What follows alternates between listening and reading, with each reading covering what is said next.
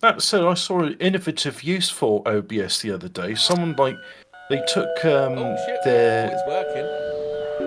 oh good. Yeah, So the theme tune's on, but not the. I think the audio should be on. oh good. And neither can I, so that's fine. But I'm on so the anyway, channel and just it was DIY perks, and he was doing a rear screen projector onto an LCD, and he was using the soul projector to put a light map onto the image to be much more precise than the backlit LEDs you get on some of these modern tellies.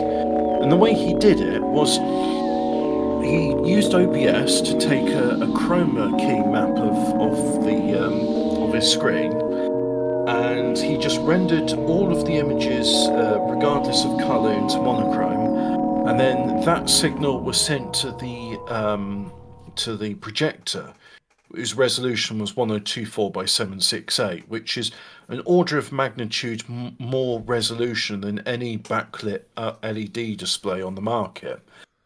And then using a long throw projector, he projected that image onto the back of his LCD screen. And you said the contrast ratio, I mean, you could see it in this video, and it's like, yeah, it's great. The contrast ratio was as good as an OLED. I mean, it's not as bright, as vibrant, the color balance isn't the same. But for stuff just, with old LCD televisions and projectors, which you can find free if there's an office clear out, exactly, or in a dump or something if you want to go Good rummaging evening and around. welcome to Autism Film Club with Hobbit. Yeah. Well, I mean, I Right, find that's a I've good got to use do something for because my mic is outputting in mono at the minute. the red. Oh, Yeah, my ears are bleeding at the moment. Why? Oh, I'm sorry to hear that. Well, it could be worse. You could be pissing blood. That's always fun. Piss blood into a sink. Yeah, or you could be just, you're pissing blood, and then it comes towards the end of your piss, and that's the bit where you feel like you're pissing out dagger. You know what? That's a good question. If your blood's coming out your ears, you've probably gone deaf. No, not studio mode. But if you're pissing blood, then chances are it's going to be a really painful wee. I know it's something to do with audio mixer, and you can get some up. Now I've just muted the mic there. Advanced audio. You muted the mic. It. Mic aux. Mono. Yeah. It's good to work out things. Oh yes, that's it. Before we go live now. Oh, that's good. Right, nice. that's that all sorted. Excellent. I can't remember the last time I set up OBS. Well, good evening, welcome to after a bit of tech support and a bit of autism. This is all new all new Linux presented 14 words. It's the Brutus presents. Why do we use stereo microphones? Because look, when I'm doing my streaming stuff, I'm lazy and I always keep it on stereo. But yeah, I can't. There are times when I think to myself, I should just make my microphone mono, because it doesn't really matter, because it always, like, if I've got one side of the microphone facing me and the other side not, then it always makes it stronger on one channel or the other. And also, I think, like, if you're listening to a podcast, I don't know about you, but I would say probably 90% of the time I'm listening to a podcast, it's just on my phone and it's a mono output. Although it will be stereo if I'm listening it to my car. Well, and that's the other stereo 10%. output, but it might as well be mono because you don't really, you're not going to get the benefit of stereo effects on a phone, are you? Well, it's not like, we're doing like, oh, here's the left channel, here's the right channel, here's the left channel, here's the right channel. You do go a bit quiet on your Doom live streams as well. You go a bit quiet, I've noticed as well, when I'm following that. It's probably when I'm leaning back in the chair and such. Right. And I was looking at to play Doom. Somebody's made Doom 2 with RTX lighting, but it's just the vanilla weapons, and like it looks nice, but I'm really bored of the weapons in Doom. I mean, I've played that. God, we're nearly 30 years ago now, isn't it? 1993. Oh, in this coincidence book, in this chapter on coincidences, Ian. Sir Peter Scott, one of Britain's best-known naturalists, is an enthusiastic believer in Loch Ness Monster and has lent the weight of his reputation to the debate about it for a good many years. So great, in fact, is his confidence in the creature's existence that he has promoted the use of a Greek name for it, Nesiterias Rombo something. Bromborothrix. But it's an anagram, isn't it? Yeah, It's an this anagram. name, which he and underwater Necessary photographer Robert rhombuses. Rhines coined in December 1975, may be roughly translated as the Ness Monster with the diamond-shaped fin. As London newspapers quickly pointed out with some glee, the name is also an anagram for the words "monster hoax" by Sir Peter S. But then you can come up with all sorts of anagram out of that amount of letters, I'm sure. But yeah, Go on he and did do that. all And he of did a them, nice Ian, painting. you're so clever. Yeah. Hobbit plays Doom every afternoon. Yeah. Well, Yeah. the one which always annoyed me was people said, "Oh, did you know television is an anagram of Tau Lai Zion?" I was like, "No, it's not. There's no Z in television, unless you're being German about it." And then it's like, "No, the French television." But then it's not. How The about only this one, anagram. then? Oh, A man riding a moped was killed by a taxi in Bermuda in 1975, exactly a year after his brother had been killed on the same street by the same taxi driver carrying the same passenger and on the same moped. It's Oopsie. the Bermuda Triangle striking again. Bermuda is Triangle. spooky. Do you remember that one? No, I don't. there is a new photo from Loch Ness as well. We can have a look at a bit later and see what we think. See if we finally got evidence. Yes. Yeah. I just That'd don't be look at my microphone. It's got these physical switches on it, so I can change it from. I keep it on XY, but there's also mid side where it has a center microphone, and it's got 4-channel mode, which is not really useful unless you're doing quadraphonic sound. But there's probably a way I could. Not in this program, but there probably is a way I can render it down into mono. Is it? Can I do that in OBS? Oh, probably Google one of my streams. Yeah, no, I'm sure in OBS you can take a stereo sound source and you can render it down into mono. So if I just go there, and if I streamer mode is Oh no! What enabled. about those Oh people, yeah, all those people that listen to this show just to hear you in quadraphonic sound, Hobbit? well they won't get it, will they? Because you can only output in stereo. I don't think YouTube supports quadraphonic sound. Quadraphonic. Yeah, That's that film. You're very That's the posh, film isn't it? by The Who, isn't it? quadraphonic. sound. Yeah, well, unless you want to call it surround sound, It's but to quadraphonic. be Quadraphonic. yeah, Rock quadraphone. Opera by Pete Yeah, but Townsend. It's hooked on monkey phonics, not hooked on monkey phonics. Well, yeah, but that's because it's about Americans and they're wrong. One I is About a great deal many things, as the Emperor would say. one of the things that I think now other people will say, "Oh, have you listened to this?" But one of the best stereo separation I've ever heard on anything is it's a Pink Floyd thing. And it's called Alan's Psychedelic Breakfast, and it's one of those things you should listen to with headphones on because the stereo separation is just great. It's The really Beatles good. used to like doing that. They did a lot of it on the Sgt. Pepper's album, didn't they? Really? Yeah. I there's loads don't of it on remember. that. Oh, okay. Well, yeah, but I think I know what you mean. Yeah, but Alan's Psychedelic Breakfast, really good example. If you got headphones, put them on, have a listen to it. You'll see what I mean. Well, that was like the Sgt. Pepper was like a hugely experimental album, wasn't it? It wasn't like their usual pop fare, was it? They were experimenting with drugs when they made it, weren't they? That was their drug phase. Oh, so, LSD Suggesting phase. Lucy in the Sky with Diamonds may be a drug song. Hmm. are you And, telling if me you the play Blue it- if you- Meanies?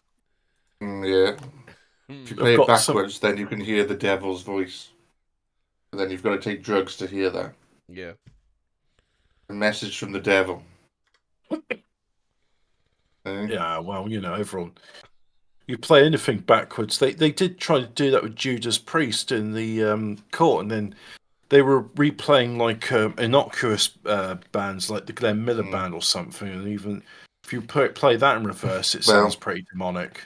The Judas Priest one that was telling you to commit suicide, so fans of Judas Priest were committing suicide. I think Dennis Leary said that the answer to that is not less messages, it's more messages. Why would a band like go, "Hey, loyal customers that have bought our album, go kill yourself"? And by the way, YouTube, I would just like YouTube to understand I'm not promoting self-harm here. I'm talking in a logical conundrum here. Yeah. If a band is telling its audience to minimize their numbers, then how will they buy future albums from said band? Exactly. There we go.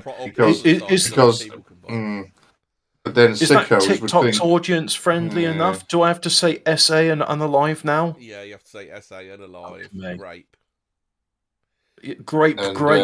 On the first fucking day. Sickos would buy the album to see if it's true. Grape. I think Michael Jackson was a fan of Grape. Yeah, that's child rape you were thinking. Hobbit, have you seen? No, have you seen in our chat there's someone called Brutus the Wankstein? Now, who could that possibly be? I don't think it's the Brutus. Brutus the Wanksteins appeared in our chat. Yeah, but I don't think Brutus the Wankstein is the Brutus we know, because self-depreciation was not one of his fortes. Self-anything wasn't one of his fortes, was it? Anyway, let's do some content. I think self-pleasure was one of his fortes. Oh yeah, he was he was an enthusiastic onanist, wasn't he? Pocket billiards, he was a champion at that game. Oh, what's onanism? I think he got. What's the other one? Oh, I can't remember what the word. He got 147 break on pocket billiards once. That's beat my high score. I thought it was another word other than onanism, unless onanism is the one I'm thinking of. Is like there's another posh word for topping yourself. Masturbation. Yeah. I wanking like Michael Hutchins. Knocking one out. No, but posh ways of saying it. No, posh cooking the chicken. Visiting Mrs. Palmer and her 5 lovely daughters. There we go. That's the posh way of saying it. Hand shandy. Yes. Right. Anyway, should we try and bring the level up a bit to a talking mongoose? I know. It's the George Clooney acceptance speech. What? Oh, is that another word for it? It was a very self-masturbatory speech. Self-flagellation. No, that's something else, isn't it? Well, I'm not going to judge what you get up to in the bedroom. Yeah. Flagellation's a bit. Knock one out. Yourself in it, flagellation. Yeah. Hey Hobbit, I've got some good news for you. If you go on to if you get Linux, you don't get the heart things down the side of the YouTube. Oh, you can also go on YouTube and disable that. Oh, can you? Yeah, in the ... you can disable reactions.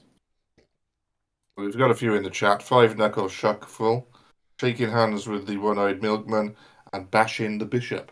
Yeah, and there we go. Oh, self-abuse. Yeah. Right, so a point for that. No, finish with that. No, people never finish with that. God, let's talking mongoose. Jeff. Normally it takes me about 15 minutes to finish Jeff, that. Hobbit? So Geff, which is pronounced Jeff. Is it Jeff or Gif? Geff Microliquid, where are you? Geff Microliquid. But we did do a program on Jeff 5 years ago, didn't we? So 5 years. My God, I think as well. 5 years ago that was. Yeah, and I think that was the first one that I actually heard, and I was in the chat. And I think it was weird because you did Jeff, didn't you? No, I didn't. I didn't do that one. It was the first one I heard, and I was in the chat because right. So you did come back and do one on Jeff, didn't you? No, I've not done one on Jeff. There's only been that one. I thought you did a whole thing on Jeff. No, I didn't. No, that was I didn't do that. But that night, I think it was in lockdown, and I googled Jeff the Talking Mongoose, and spookily, program was on at the time, and it popped up. Oh, It was live. So peculiar, wasn't it? How freaky. weird. So That's a very coincidence, weird, like the but case itself. More on coincidences later. Yeah. So okay, then do you want to do a recap just for the viewers, just on for those not familiar with the case, a brief recap Jeff was a of mongoose what what happened, talked. and then okay, a bit more, There you go, a bit fully more than that. recapped. Got the link there. If you want to just quickly run through that, it's not a long one. Just a bit of it background information as to what happened for those who don't know. Yeah. Oh, what, the wiki? Yeah, go for that. You and Hobbit can go through a bit each on that, and then I'll come in afterwards with what happened afterwards. So how about was that? Me and Hobbit? Was that me and Hobbit that did that? It was, yeah. So yeah, and he couldn't pronounce it right. He kept saying Gaff or Gaff, Guff. He kept and wouldn't get it right. I think he was doing it on purpose. He's gone. Jeff has kidnapped Hobbit. In that case, I can do a bit. I'll do some. If you kick it off, and then we can. Where's he gone? He's crashed. Hobbit, are you gone? Hobbit. Hello. 404. Yeah. Oh, there you are. Yeah. What happened? No, I'm here. I just make yourself. Making a joint. Yes, I sparkling water. Yeah. Mm. Okay then. Most refreshing. All right. Okay. So, if we kick off there, and with that, I start then. Yeah. Yeah. Okay then. Jeff, also referred to as the talking mongoose or the Dolby spook, was an alleged talking mongoose which inhabited a farmhouse owned by the Irving family located at Casham's Gap, near the hamlet of Dolby on the Isle of Man. The story was given extensive coverage by the tabloid press in Britain in the early 1930s. The Irvings claims gained attention of parapsychologists and ghost hunters such as Harry Price, Heward Carrington, and Nandor Fodor. Some investigators of the era, as well as Nandor Fodor's an unusual name. It is, and that was the name of the film. Actually, if we want to, you can actually see the flyer, the poster. Sounds like a reasonably priced saloon, doesn't it? Yeah. It also sounds like some sort of franchise restaurant where you can buy chicken in various guises. Exactly. So, in September 1931, the Irving family, consisting of James, Margaret, and 13-year-old daughter named Viry, remember that one? Yeah, you had trouble pronouncing that one there. It's weird. Viry. These are normal Manx names, they are. Anyway, they claimed to have heard persistent scratching, rustling, and vocal noises behind their farmhouse's wooden wall panels that variously resembled a ferret, a dog, or a baby. According to the Irvings, a living creature named Jeff introduced itself and told them that it was a mongoose born in New Delhi, India, in 1852. If it's from New Delhi, where's Old Delhi? Exactly. Where is it? I've never heard of Old Delhi. Exactly. Where's Old Zealand and Old York? Zealand is a province in northern Holland. Old South Wales. Delhi. Yeah, Old South Wales. Anyway, according to Viry, Jeff was the size of a small rat with yellowish fur and a large bushy tail. The Irvings claimed that Jeff had communicated with them and that he was an extra clever mongoose, an earthbound spirit, and a ghost in the form of a mongoose. And once said, I am a freak, I have hands, and I have feet, and if you saw me, you'd faint. You'd be petrified, mummified, turned into a stone or pillar of salt. Heavens to Murgatroyd. Yeah, what a He's a bastard. bit. He's a bit. Well, who was the one that used to do Evans to Murgatroyd? What was his name? Exit stage left. I can't remember who was that. Oh, that's Top Cat. It's one of No, it's not the Top Cat. It's yeah. oh fuck. It's one of Who the was it, cats chat? on Come it. on, chat. Top Cat was Sergeant Bilko. Yeah. Yeah, Bill Silvers. The Irvins made various claims about Jeff. He supposedly guarded their house and informed them if guests approached or an unfamiliar dog or shit like that was happening. Or if someone forgot to put out their fire out at night, Jeff would go down and stop the stove. Jeff would also wake people up if they overslept.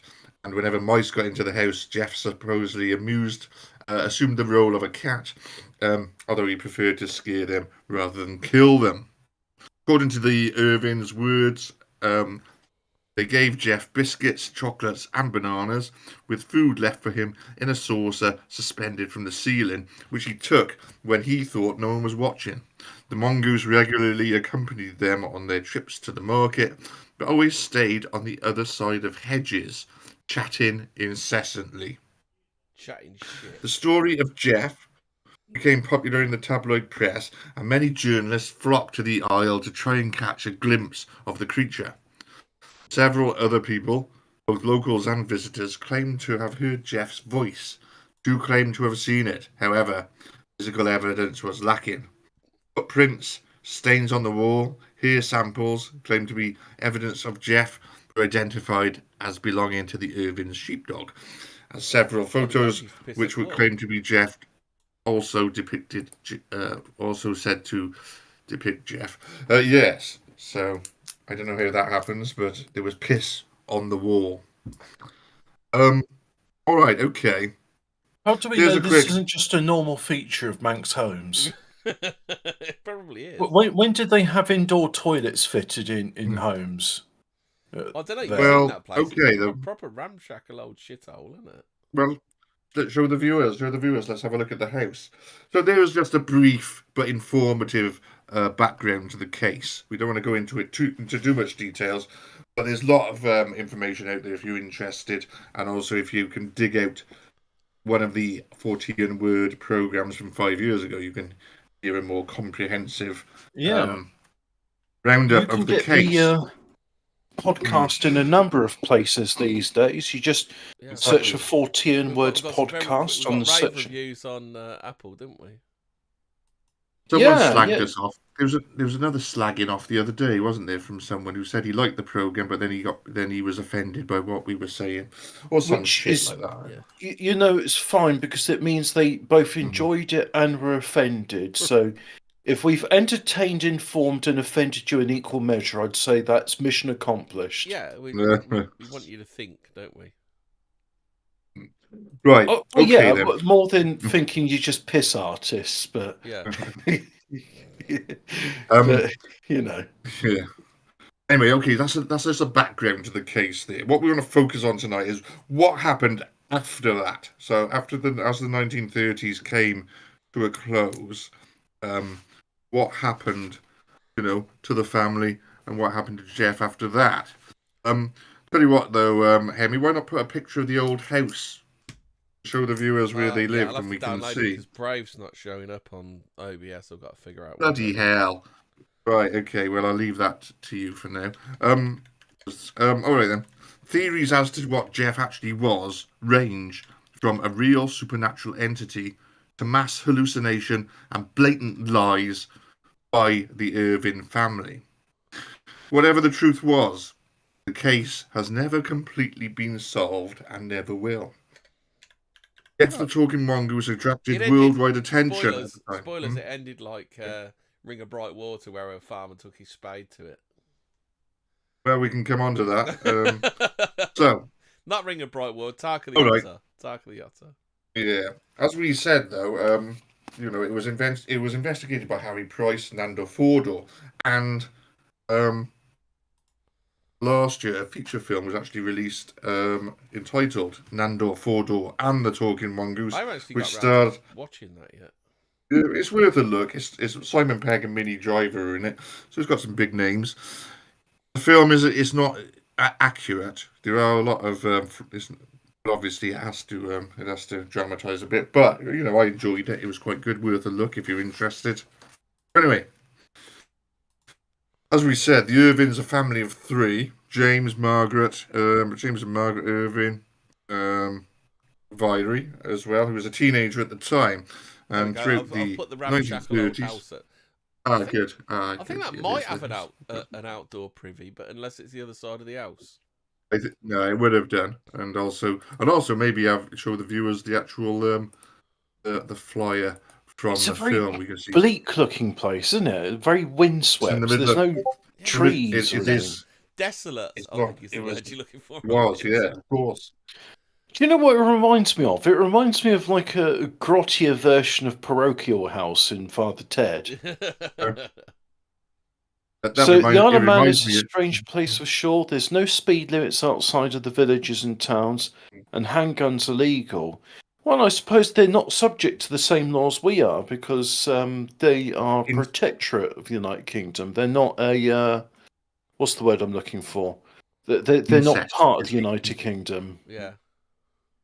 Incest is rife there as well. So a lot of Well, inbreeding.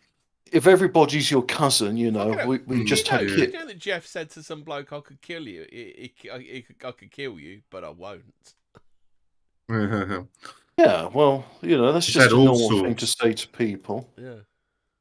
So anyway, as Oh, Jeff, Jeff, it told Nandor Fodor it could kill him, but it won't. well, I won't spoil the film too much, but it's sort of the film implies that Nandor Fodor was pissed a lot of the time, and that was when he was encountering Jeff, was when he was completely hammered. Yeah. But anyway, Well, I'll let you American see it. Indians It is call worth that, a look. what do they call that? They call Spirit Quest, don't they? Fire water, I think they call it, isn't it? Whiskey is fire water, and shit like that. Plane is Iron Bird. Lots of stupid names. Anyway, all right, we'll go back through this. So anyway, James and James, Margaret, and Viry, Is it me or does teenager at the Nandor time. Fodor look a bit like Keir Starmer? I will. He looks a bit I like will Simon arrest Pegg. this talking mongoose. I will finish it. But go on. The far right thuggery of the talking mongoose. It depends what the talking mongoose said, doesn't it? Yeah. If he used 30 words, then yes. This mongoose will do 3 So years. anyway. It put a Facebook post on. So throughout the 30s, Jeff became my father part has of to the get out of Irving his own family's bed and daily take. life. And as the decade drew to a close, Jeff's presence became less frequent until eventually They're he a crown disappeared dependency altogether. hobbit, Isle of Man. Yeah. Yeah. Oh, what's the difference? Well, protectorate dependency. Yeah. It's not part of the United Kingdom, but it kind of is. No speed limits outside the villages and towns, and handguns are legal. Yes. Not bad. What about Anyway. rifles? Not handguns. Do you know Nigel Mansell's a sheriff in Isle Angus of Man? McPlop says, "Is that diet water, Hobbit?" What is fizzy it water Jersey? diet water? I thought it was Jersey where Mansell lived in Jersey and Ian Woosnam. I thought you Isle of Man. Yeah, maybe he just likes these tax-free places. Yeah. But anyway, I'm okay. looking in now. They might not have speed limits on their country roads, but they do have weight limits. Oh, do they? Yeah, wheat bridge, 7.5 tons. So, Viry said that she last saw Jeff in 1938 or 1939. Press interest also tailed off in the late 1930s as there were other more serious events going on in the world to be reported on at the time. So Jeff last seen boarding a ferry to Germany. Yeah, exactly. Saying he was joining the stepping. Yeah. Last seen Mongoose stepping to Waffen SS. We can actually show the viewers a Jeff picture the there Nazi Mongoose, more like. Yeah. let's show the viewers that picture there of the Irving family and just show them what a unusual looking bunch they were. And I'll just continue Was this. was So, Jeff talking about the insidious effect of mice and proposing a final solution to the mouse problem? no, he didn't want to kill the mice. He just sort of chased them away. He did like Well, to he kill wasn't going to send them to Madagascar. Yeah. Yeah. Anyway, okay. James Irving died in 1945, aged 72. What's The Jeff's last policies on the border sovereignty of Poland? He hates the lot of them. Anyway, Yeah, so that's what I thought. Racist, you just don't like them. Yeah, exactly. Jeff. Jeff was all for open borders, so everyone could get in. And Jeff was from India, so anyway. I see. It's part For of the the last year of Raj. James Irving's life, he was bedridden, and his eldest daughter, Elsie, was living in Dolish Cashin during this period. Though Jeff was no longer around, Elsie had reported hearing strange noises in the beams of the house during her stay. James' mantelpiece was a small tree branch that they used to die on sleep. his own. That's fucking great. What's I the know. point of going over? What's the point of her going over there?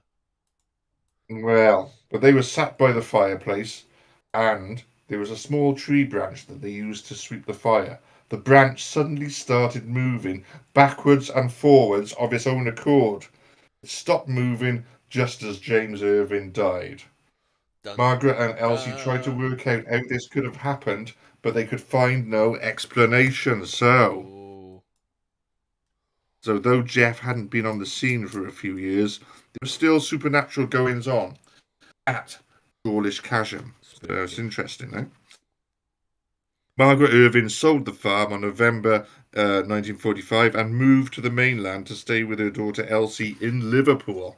I wouldn't want to move there, but she did. Mind you, that'd be a bit of a fucking culture shock, wouldn't it? Where's me smack? Arcade.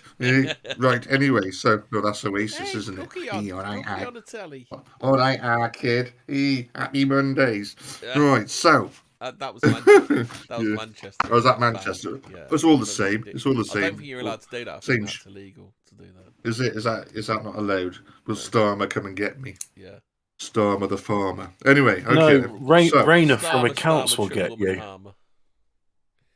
So, what we'll do, let's just go into the next part of the story. Has the Isle of Man Examiner published articles on Geff? We're talking Mongoose. Or the Manx Independent. The National Enquirer did. Yeah.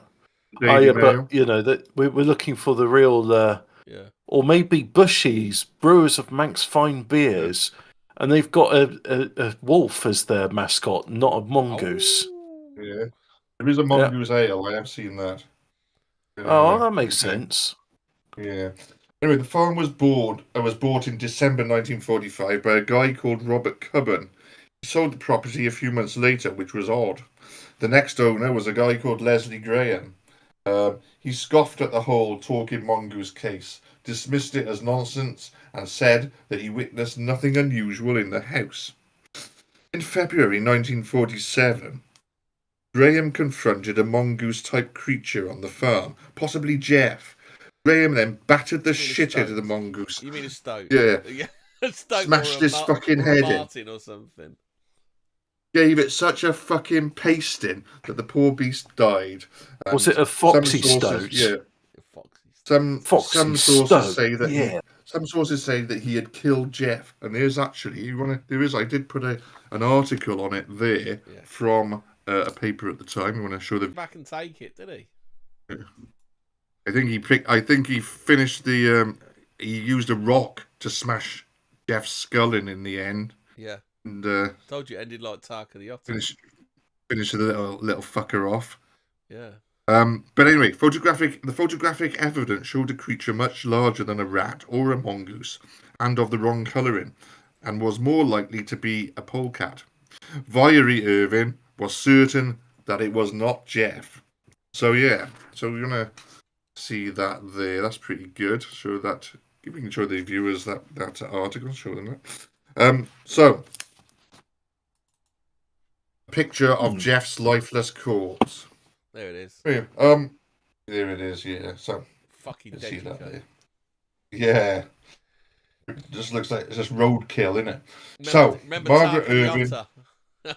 Yeah, You know, the Isle of Man, if you look at it, it looks very similar to England, except on their curbs for the pavements, they paint them alternating black and white lines. Oh, okay. And the reg plates are different to those in the UK. They've got dashes in between the numbers, and it usually has the three-letter word MAN in it somewhere. Oh, okay.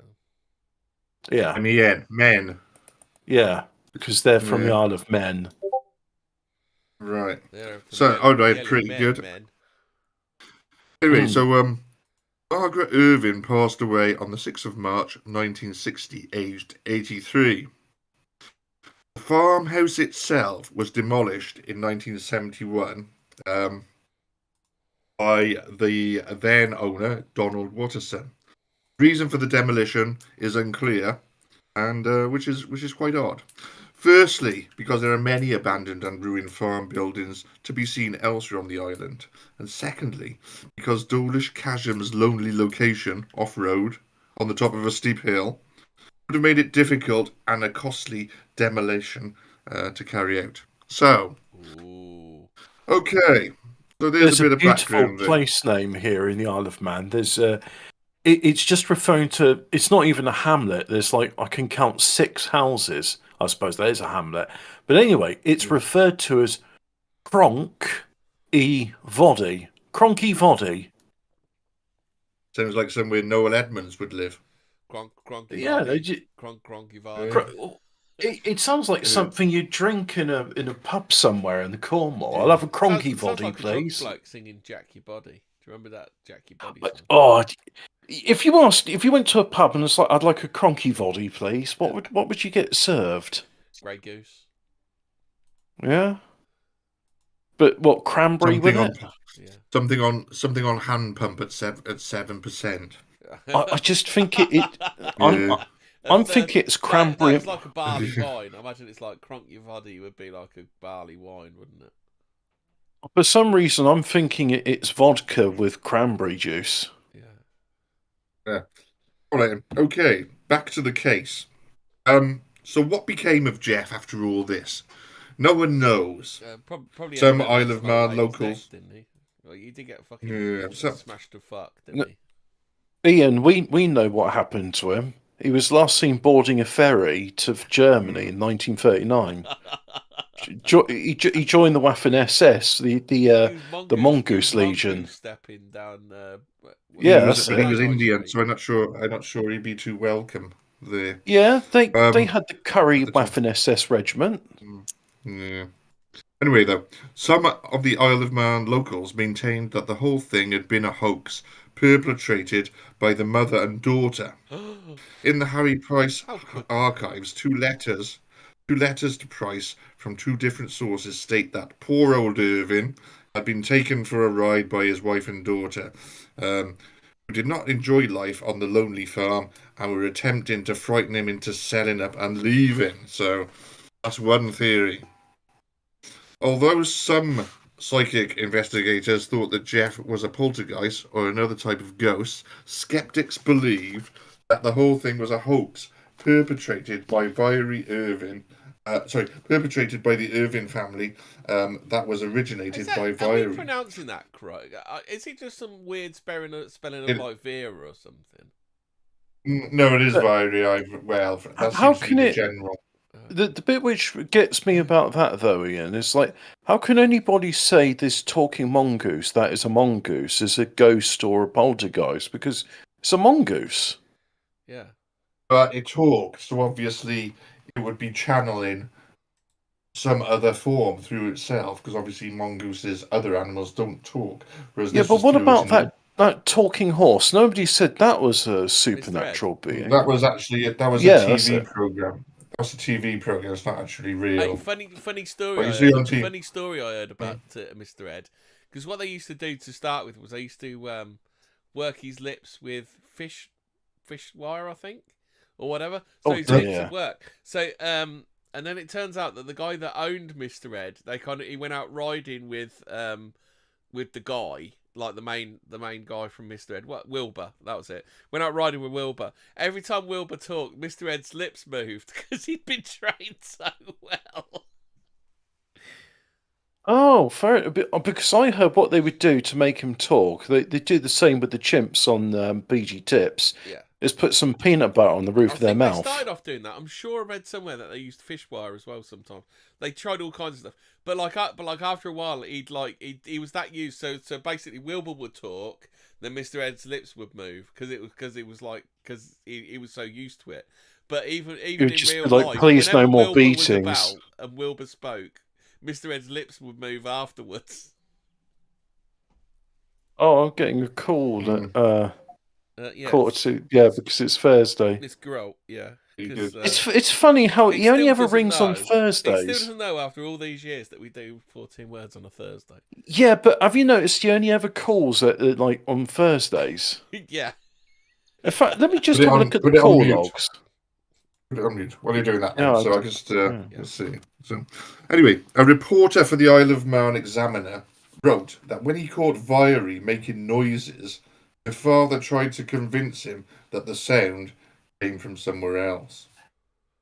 Contemporary media scholar Geoffrey Sconce wrote that the most likely explanation is that this extra clever mongoose was an imaginary companion created by the Irvins' extra clever daughter. Can I read In an interview at the bottom of the wiki that just kind of made me chuckle? Yeah, go for it. I've still got the wiki up. It's who is Lambert? He's another supernatural bloke type thing. Because this bit at the bottom just cracks me up. In 1937, Lambert brought an action for slander against Cecil Levita after Levita suggested to a friend that Lambert was unfit to be on the board of the British Film Institute. Levita said that Lambert was off his head because he believed in the talking mongoose and the evil eye. Lambert was pressured to abandon his action by Sir Stephen Tallants, but persisted with it and won, receiving 7,600 quid in damages. Then an exceptional figure for a slander case awarded, because Lambert's counsel managed to introduce a BBC memo which showed Lambert's career had been threatened if he persisted with the action, which became known as the Mongoose case. But it's not uncommon. So the scientists who get involved with the Loch Ness Monster also get into trouble by their employers. So, but one of them things. But yeah, it happens. You shouldn't really associate. Getting associated with these things is bad for your career. That's unfortunate. Do you know Neil Gaiman was the voice of Jeff? In the movie. I don't know whether you know what Neil Gaiman's been up to lately. Probably fiddling on. Oh, has he been putting on what? Not Angela Rayner's tits. He made that girl Amber Heard, poo, didn't he? What? He made Amber Heard lick her own poo? No, some other bird. That was Johnny Depp. Yeah. She sat in his bed and he made she made him sleep in it. Has anyone I think it was more a case of a band called Lemon Demon. I've heard of the Lemonheads. Lemon Demon. I've heard of Lemons the Fruit. Is written about Jeff and contains many of Jeff's alleged statements. The original song was 5 minutes 10. However, an alternate abridged mix of the song was released on the 2016 album Spirit Phone. Right. Okay, it's pretty good. Anyway, an interview broadcast on Manx Radio in 2001. A lady named Kathleen Green, a childhood friend of the Irvins, stated that Viry had been an accomplished ventriloquist with the ability to throw her voice. However, she never used it any time in her life except for the talking mongoose. Yeah. Thing is, though, distant voice ventriloquism, where the voice is seemingly projected to a location elsewhere in the room, doesn't actually exist. Instead, it's achieved by misdirecting the audience, and the voice is muted, so it appears to be coming from further away. Behind a wall, for instance. Yeah. The art of throwing one's voice is actually a myth. Oh. So, was Jeff just Viry carrying out some kind of sick joke, it does seem plausible. But all these years later, we still just don't know. So there. So that's the case. Basically, though, what became of Viry after all these events? We've seen some pictures of her. She was just a teenage girl when all these things happened. Yeah. So she would have had a life to live after everything had died down. Being so closely associated with such an obscene event made her the subject of ridicule. Yeah. Well, it's a bit fucking or extreme, obscene, whatever. I think obscene's probably the wrong word. Absurd. Perverse. It's But anyway, absurd. Perverse. it is absurd. Sick, vile, but whatever. Depraved. Demented. Are we just picking random words here? What? Whatever. It was not. It wasn't the run of the mill thing, was it? Yeah, I don't know. I think you gone. I don't know. I think you. Anyway. Yeah. All right. Frenzied. It's Hobbit's fault. He does that. He makes me say things. Anyway. It's true. Yeah. He does. He said he'd beat me up if I don't say that. Is that why you're using the wrong words? You distracted. Doom has fucked me up. Yeah. Anyway. Are you looking forward to is it Doom Eternal, the new one? Doom Eternal. When I can't wait. Yes, we'll play. No, there's Doom Dark Ages. That's what they're calling it. Mm-hmm. Anyway, so being associated with such an obscene event made Viry the subject of ridicule amongst the local children, and the whole thing became a hindrance as she tried to move on with her life. Viry left Dawlish Casham before her father died and moved to Douglas. So it's a bit like an olden days version of being an OnlyFans actress. A village idiot. A freak, you know. Yeah. So she moved to Douglas, which is the capital of the Isle of Man, yeah. And it was there she gained employment with the Doughty Aviation Company. So to get away from this reputation, she stayed on the same island but moved to a different place. Well, she moved away though. She moved to because it's not that small a place.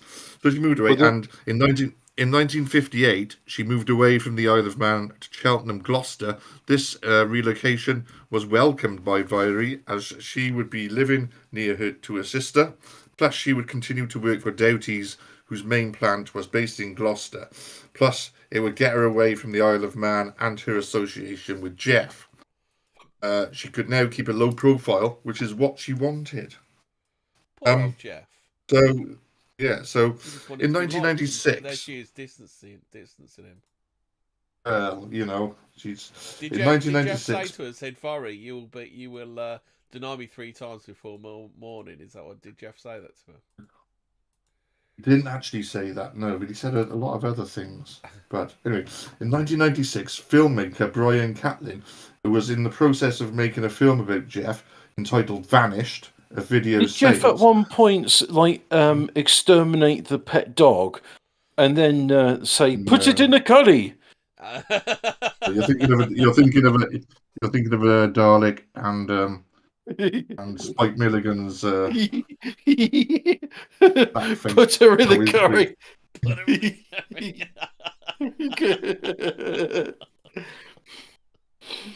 He did like to do his Indian accent, didn't he? Spike The commute was murder.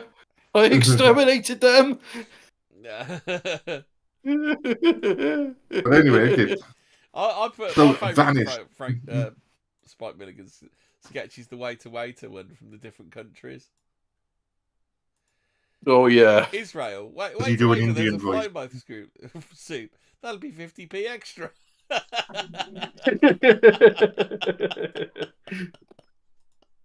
What about Jackass, where he went to the restaurant and he put a shit in the soup and complained to the waitress and said there's something wrong with my soup, and it was Johnny Knoxville, and there was a turd in the soup, and one of them said it was a bean and it was all right. It was actually a proper shit. But anyway, okay. The only thing I remember from Jackass is June buggy tattoos, and Steve-O gets a tattoo on his back whilst they're in the June buggy, and it doesn't work well. I remember the one where he's driving along. He's on a bike and he's got like a doll in the back, and he just does like stunts and flips, and like people try and catch the baby because they think it's a real one. Oh yeah, I remember that. Or he's got the baby in a carry cot, and he's getting in his car, and he puts the carry cot on top of the roof of the car whilst he's getting ready to get in the car, and then he forgets it's there and drives off with the carry cot and the baby on the roof of the car. They That's do one another which one. is almost worthy of Dirty Sanchez, where they get the fat one to wear a plastic suit and go on the treadmill, and they're collecting this sweat Sweat. from him. Yeah. It's this opaque white fluid, and Steve drinks it, and I had a mate over at the time, and he was laughing, and I was dry heaving to the point where I actually had to run out of the room to vomit because that scene just I couldn't watch it. And There's another one. The fart helmet where he puts Steve-O puts this helmet, this full head helmet on, and there's a tube attached to sort of a funnel, and the fat guy farts into the tunnel, into the funnel, and I think he does a shit in there as well, and then it goes into the helmet, and Steve-O throws up in the helmet. He's in there with the fart. It's just at that point where I was just like, yeah, okay, we're not watching this anymore. I'm Can be a bit done. difficult. At least some of it's really funny though. Dirty Sanchez always did it with more humour. It was probably a little bit more gross, but they always did it with more humour. I thought. I think Jackass were more professional entertainers, though, weren't they? Which worked better, rather than just guys. I think the best thing I saw, and it wasn't Jackass, it was Steve-O on his own doing the documentary PCP Saved My Life. Because he talks about how he turns his life around after a PCP binge. Jesus. Do you remember that Dirty Sanchez, the one where Pritchard's trying to wash his eyes out, and they're throwing like fucking Ajax and Red Hot Chili Peppers and everything. Oh God! The only bit I remember from Dirty Sanchez, well, there's two bits. One is when they go touring around Southeast Asia, Asia, and they end up in Japan, and they pay this. Yeah, they pay this lady to do a poo in his mouth. And there's another one where they're in a tour bus and they keep playing with tear gas or pepper spray or something.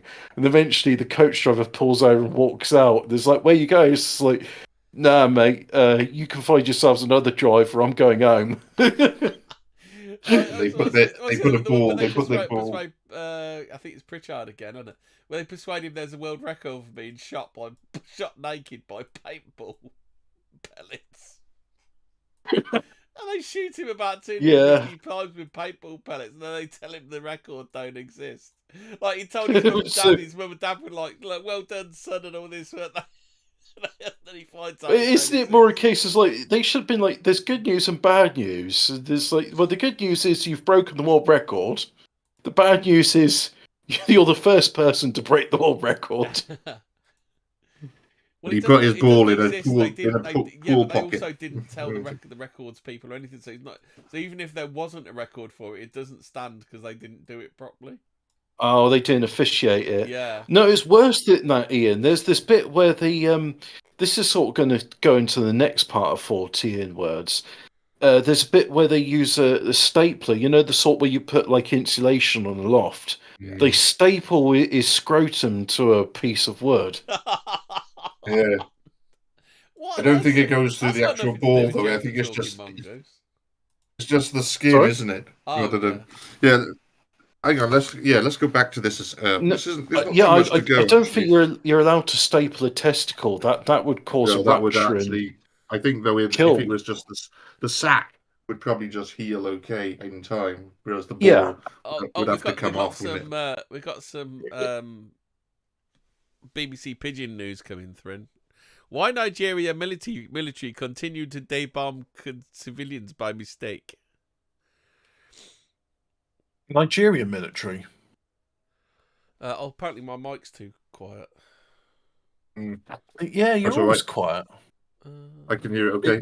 One of my favourite episodes of 14 Words is Me, Myself and Hobbit. And where my voice sounds like this all the time. And Hemi and Fraser's voice sound like this in the background. I don't know how to turn it. Oh, I haven't got thingy anymore. I haven't got voice meter on this, so I can't turn it off. Do I just need to go and shout at it like Hobbit? That's all right. That's all. I It think, sounds all right to me. Where is this quiet yeah, Hobbit? well, you sound fine here as well. I think it's just what you need to do is Should I get just turn the gain up? a. That don't seem to be Well, working. yeah, you can do that in OBS, can't you? You can turn your mic gain up. I can do it on my Anyway, thingy-jiggy. I don't know if that's done any good. I'll just.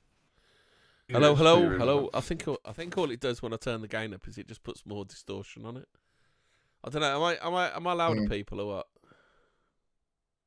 It sounds Sounds fine alright, to me, right? but obviously, maybe have a listen to the broadcast. Yeah. And see how it sounds.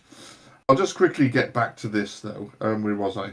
So anyway, you ready? In 1996, British filmmaker Brian Catlin was in the process of making a film about Jeff the Talking Mongoose entitled "Vanished: A Video Science." Did he staple And the film is actually Did he staple his scrotum to a table or something? well, have a look at the film and see. Maybe he did. So you can check it out if you haven't done already.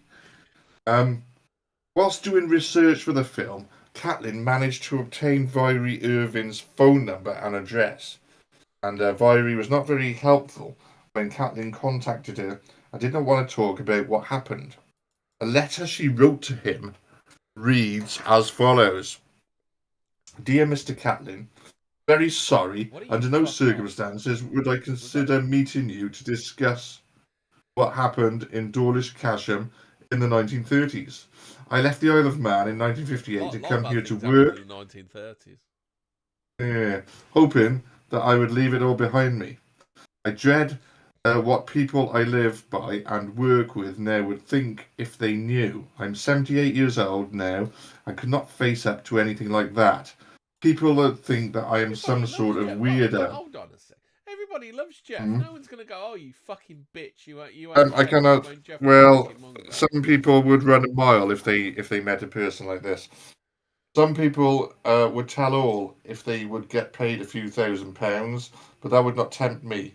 Very sorry to disappoint you. And she was like a sacrifice or something like that. I think she might have get under the table actually. Very sorry to disappoint you, but that's the way of things. Yours sincerely, Vyrie Irvin. So, not a lot else is known about Vyrie's life post-Mongoose. But in 1970, 40 years after the affair, Walter McGraw, a journalist for Fate magazine... That's Apre Mongoose, isn't it? Yep. Ante Well, Mongoose. Which one is it, Hobbit? That's right. No, more Latin. It's Apre. He's Belgium, isn't he? Apre's anyway, Apre's journalist for Ante, I think it's like magazine. Ante Meridian is AM, and that's before, isn't it? Post Meridian. Anyway, yeah. Journalist managed to chase up the ante then. That must be the same to be interviewed. Yeah. Oh, she was actually interviewed by Fate magazine eventually in 1970. I managed to get a copy of the interview, and so basically, Vyrie still maintained in the interview that Jeff had not been a hoax, but she did not look fondly upon him. She said, I was shy, I still am. Jeff made me meet people I didn't want to meet. They said I was mental or a ventriloquist. But believe me, if I was that good, I would be jolly well making money from it now. Jeff was very detrimental to my life. We were snubbed. The other children used to call me the spook. I had to leave the Isle of Man, and I hope that no one where I work now ever knows the story. Jeff even kept me from getting married. How could I ever tell a man's family about what happened? McGraw asked whether Jeff had been a mongoose, and Vyrie replied, I don't know. I know he was a small animal, about 9 inches to a foot long. I know he talked to us from the wainscoting. His voice was very high-pitched, he swore a lot, and at first he talked to me more than anyone. We carried on regular conversations. McGraw asked her outright whether it had been a hoax, and Vyrie insisted it was not a hoax. I had wished it had never happened. If my mother and I got our way, we would never have told anybody about it, but father was sort of wrapped up in it. It was such a wonderful phenomenon that we just had to tell people about it. And finally, Vyrie confirmed her beliefs by stating, yes, It was a little animal who talked and did all those other things. He said he was a mongoose and said we should call him Jeff, but I do wish he had left us alone. So there we go. That was that was all What's Wayne's that you could get out of Irie Irving. Fashion term for something. Yeah, it's kind of paneling on the walls, Oh, so you know. Yeah, so interesting to note though, so that Viry all those years later insisted Jeff was real, unlike the Cottony Fairy girls who owned up to hooks in the photos. Yeah, exactly. She fucking blabbed off. Yeah. So, anyway, Viry Irving spent her final years of her life in Cheltenham, Gloucester, and passed away in 2005, aged 87. So there. That's what we've got. Not a lot of information about Viry Irving, post Mongoose. Yeah. She just wanted to be anonymous for the rest of her life. When she was 80 odd. That was 1970s, so she was getting on a bit. Yeah. Yeah, exactly. Well, she is. She died in 2005, I just said. Oh, okay. So anyway, so she just wanted to be anonymous, pretty much achieved that, and that was that. So, unfortunately, though, that wasn't enough for me. So I had to root around and see if I could find out more about Viry Irving. And if we have a look there, and I put in the chat there, Hemi, could we just show the viewers that chart there, what I found on, what was that from? That was from, what was that? Was from Find Your Ancestry.com. Show the viewers that. So, yeah. My first stop, Ancestry.com, where I was able to find Viry Irving's family tree. So we can see it there. Full name, Viry Clackus Irving. Peculiar name for a peculiar woman. But that's to our advantage when doing such things. Father James, Mother Margaret, birth, 1918, Isle of Man, death, 2005, Cheltenham, Gloucester. It's definitely her. So, it was a good start. My search continued. Go, just post the next, if the viewers can see. Oh, come on. Okay, so... It's really annoying. Actually, well, just put the second one up. Don't worry too much about the first one. They'll believe me. Is it alright? We can have a look at that. But then put that's the first. We can see it there. So that's the family tree. Definitely her. It's not like John Smith or some shit like that. It is, you know, a unique name. Definitely her. But the next... no, it hasn't, but, you know, that's probably, that's definitely, you know, them. Go to the next image there. And we can see what else I found. So that's the Gazette image. Yeah. I came across that on my research. So, a death notice. And if we look, we can see name, Viry Irving. You need to press enter or something. It ain't turned up yet.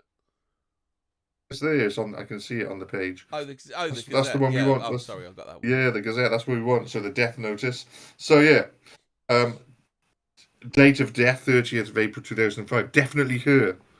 And on the same document, though, if we look on the same document, yeah, last address of the deceased, and there it is, a place in Gloucester. She was got the address. Worker. Interesting. She was a retired assembly. Well, that's what she.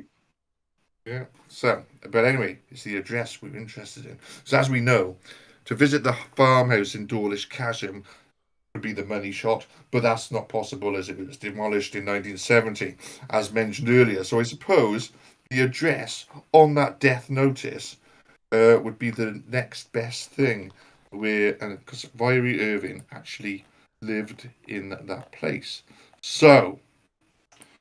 Now, I spend quite a lot of time in South Wales, and Gloucester is only about an hour away. It was an opportunity not to be missed. So we know the house where Viry Irving lives, and hang on a minute, I'm just going to quickly give you the link. So I made it my mission to visit the house. Gloucester. Yep, to visit the You've got house and get the some cathedral footage. there is very nice. And We have. not far from the cathedral, there's this little, not very well known street called Three Yeah. Cocks Lane. I just thought it was important that the audience know there's Three Cocks Lane in Gloucester.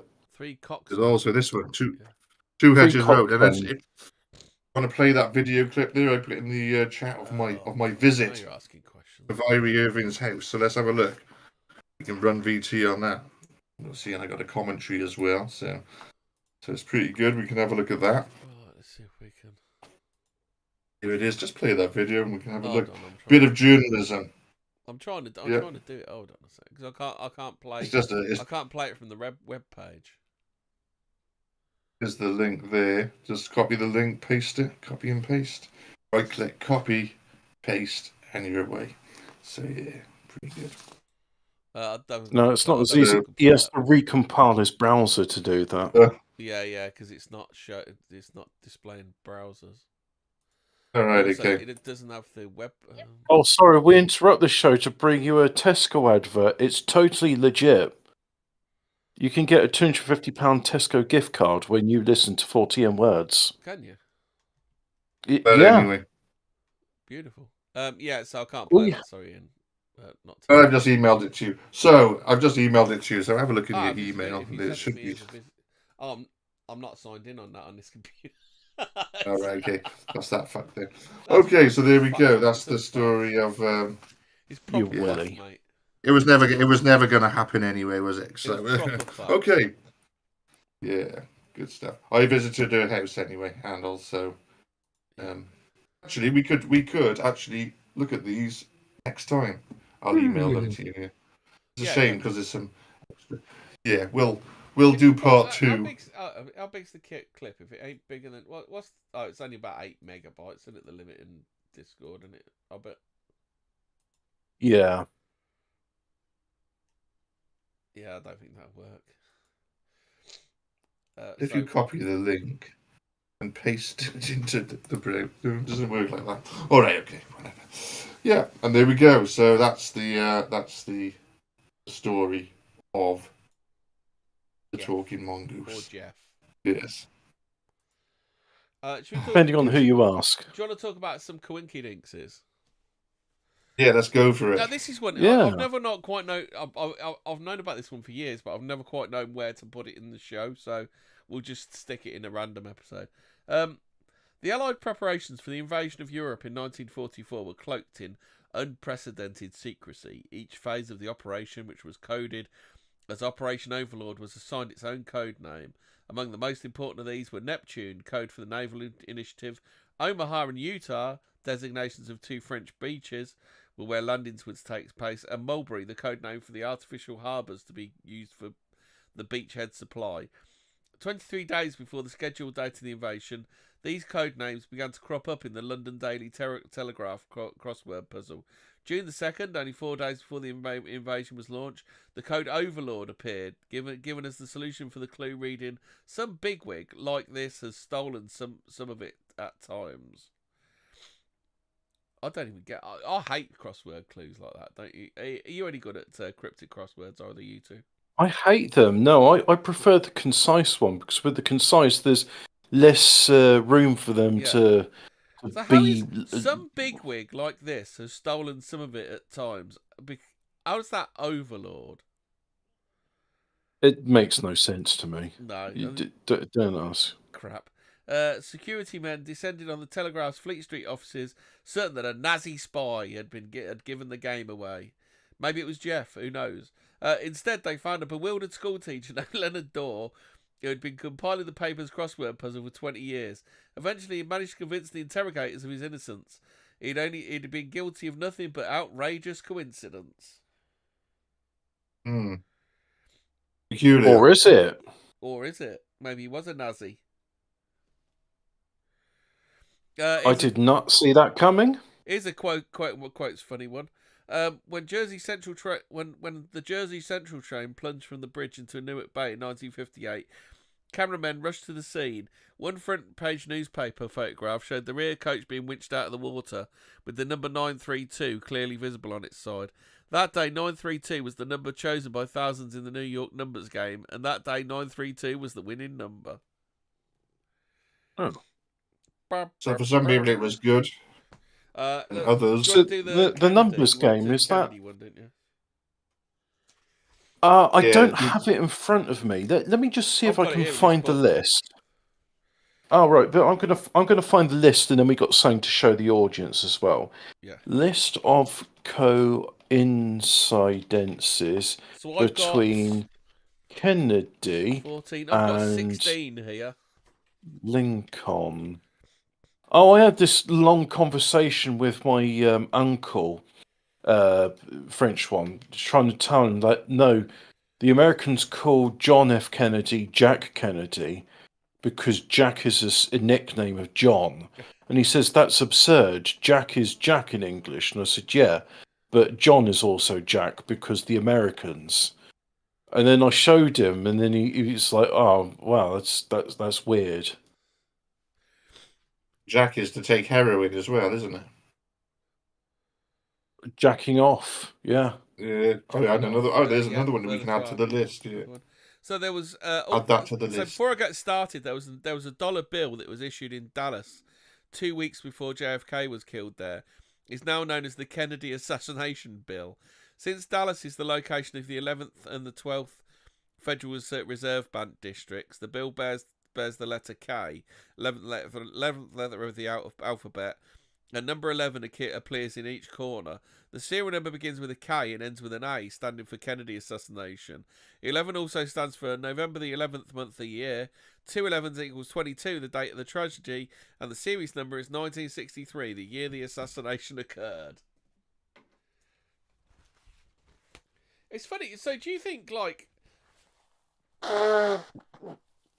Me and you were speaking, Hobbit, weren't we? And we said that certain events are that big, then it kind of gets it transfers to people through the Akashic record, don't we? So, like, whatever you want to call it, I mean, I'm prepared to call it the Akashic record. There are certain events that they transcend time. So it's not that all these artists knew that 9/11 was going to happen. They just knew it was. They were just sort of picking up on it, and that's why you got like Supergrass with that album showing the Twin Towers in it. The Simpsons with the 9/11 poster where Homer and the family go to New York. The Matrix with Neo's birthday being September the 11th, 2001. The only one which wasn't coincidence is the Lone Gunman, which was a spin-off of the X-Files. And their pilot episode was ghostwritten for them by a CIA spook. And it was about backdoors being built into these new processors used for AI piloting of aircraft. And it took over and hijacked them so it could fly them into various buildings. So you think it could be AI then that did it? What did? No. I'm just saying that this was the pilot episode of the Lone Gunman, where you've got a remote control AI controlled aircraft that flying into don't really, buildings. In any meaningful way, pilot the craft anymore, do they? So, I mean, they've still got the controls and they still do it manually. Yeah. But most of the time, you're inputting stuff into the flight control, and it's only when something goes wrong do you take manual control over. Yeah. So it will be the pilots doing the taking off and the landing. But for the rest of it, like when you're just flying in the air, you program into the navigation computer, and it does all the like minute adjustment of flaps for you. So, like, I think maybe like the Titanic is one of those as well, because that woman wrote that book, didn't she, before the Titanic? It was on Ian's. Finally, I found the image. I found it. It's really, the internet's quite bad for this stuff today. I'm not sure why, but if I give you that's the website I'm looking at, and there's an image here. It's all small text and stuff, so I'll just copy and paste that image address there, and you can look for it. And I'm going to read it out. So here we go. Abraham Lincoln was elected to Congress in 1846. John F. Kennedy, which the Americans called Jack Kennedy, was elected to Congress in 1946. Lincoln was elected president in 1860. Kennedy was elected president in 1960. Lincoln was particularly concerned with civil rights. Kennedy was particularly concerned with civil rights.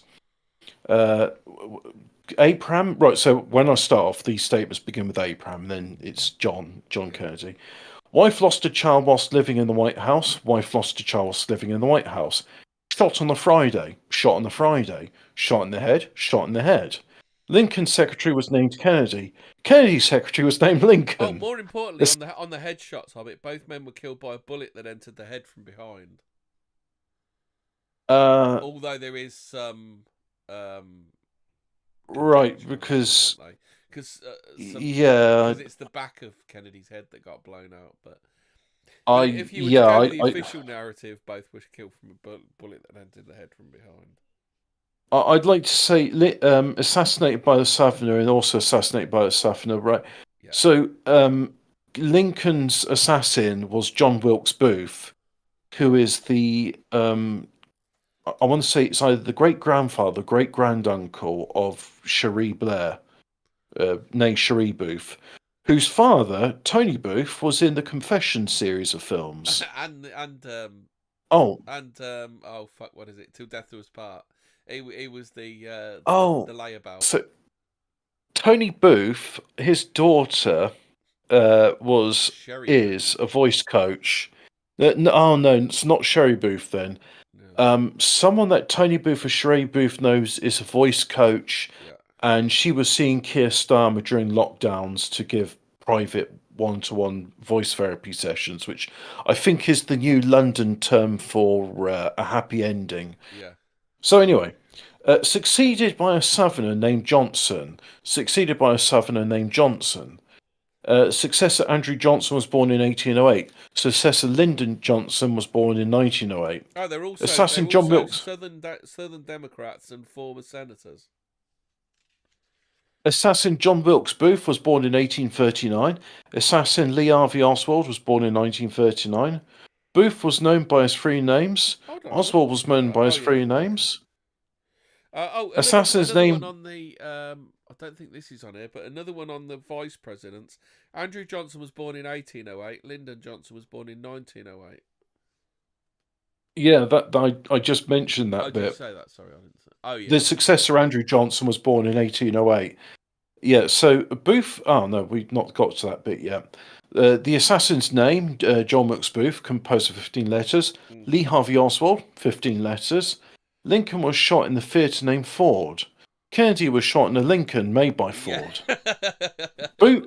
Booth was assassinated before his trial. Oswald was assassinated before his trial.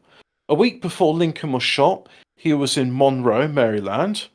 A week before Kennedy was shot, he was inside Marilyn Monroe. Yeah. Lincoln was shot in the theatre and the assassin ran into a warehouse. Kennedy was shot from a warehouse and the assassin ran to a theatre. So, Lincoln and Kennedy both have 7 letters. Did you do that one? I did not know, but it's an interesting list of coincidences. They are. Here we got more coincidences on this thing. Yeah, you mentioned the 7 letters. In Lincoln and Kennedy's names, the vowels and consonants fall in exactly the same place in order: CV, CC, VCC. Names and vowels.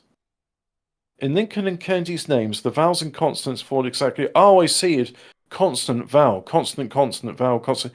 Yeah, well, again, that's a coincidence because that's the English language structure. Oh, there's another weird one. Yeah. In addition, the first public proposal that Lincoln be the Republican candidate for president in a letter to the Cincinnati Gazette, November 6th, 1858, were also endorsed by a John Kennedy for vice president.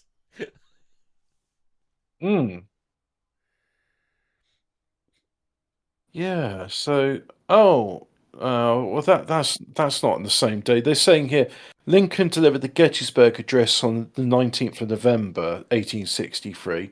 Kennedy was assassinated on the 22nd of November 1963. Well, those are on different days. They're saying here, Lincoln was loved by the common people and hated by the establishment. Same with Kennedy.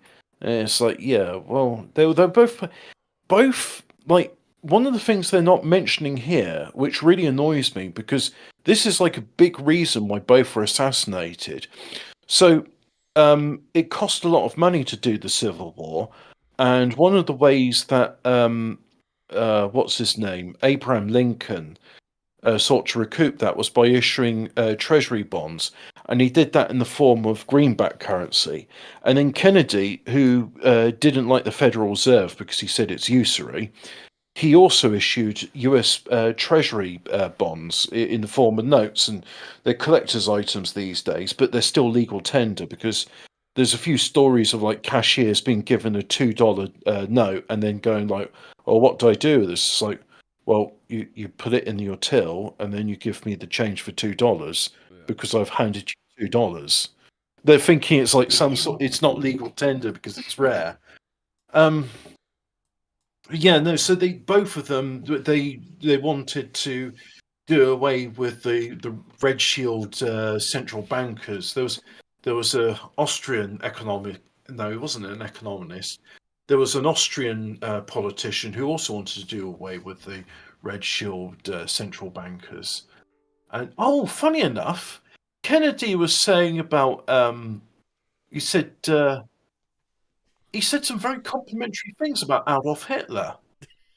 He says we may come to regard him as one of the greatest heroes of the 20th century, something which General Patton said similar things thereof. And I thought, well, that's a very strange thing. It's a bit like Scipio Africanus saying Hannibal was one of the greatest generals that Rome ever faced. Yeah.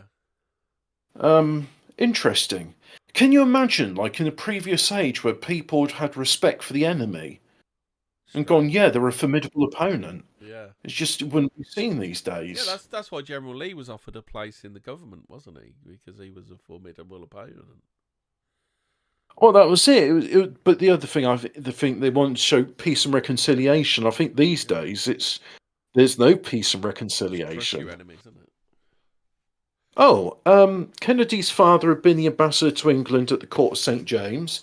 Lincoln's son became the ambassador to England at the court of St. James. Shortly after Lincoln was shot, the telegraph system went down. Shortly after Kennedy was shot, the telephone system went down. Wow. Both Lincoln's wife and Kennedy's wife tastefully and expensively redecorated the White House. Yeah. So what else? Lincoln had two sons named Robert and Edward. Edward died young, Robert lived on. Kennedy had two brothers named Robert and Edward. Robert died young and Edward lived on.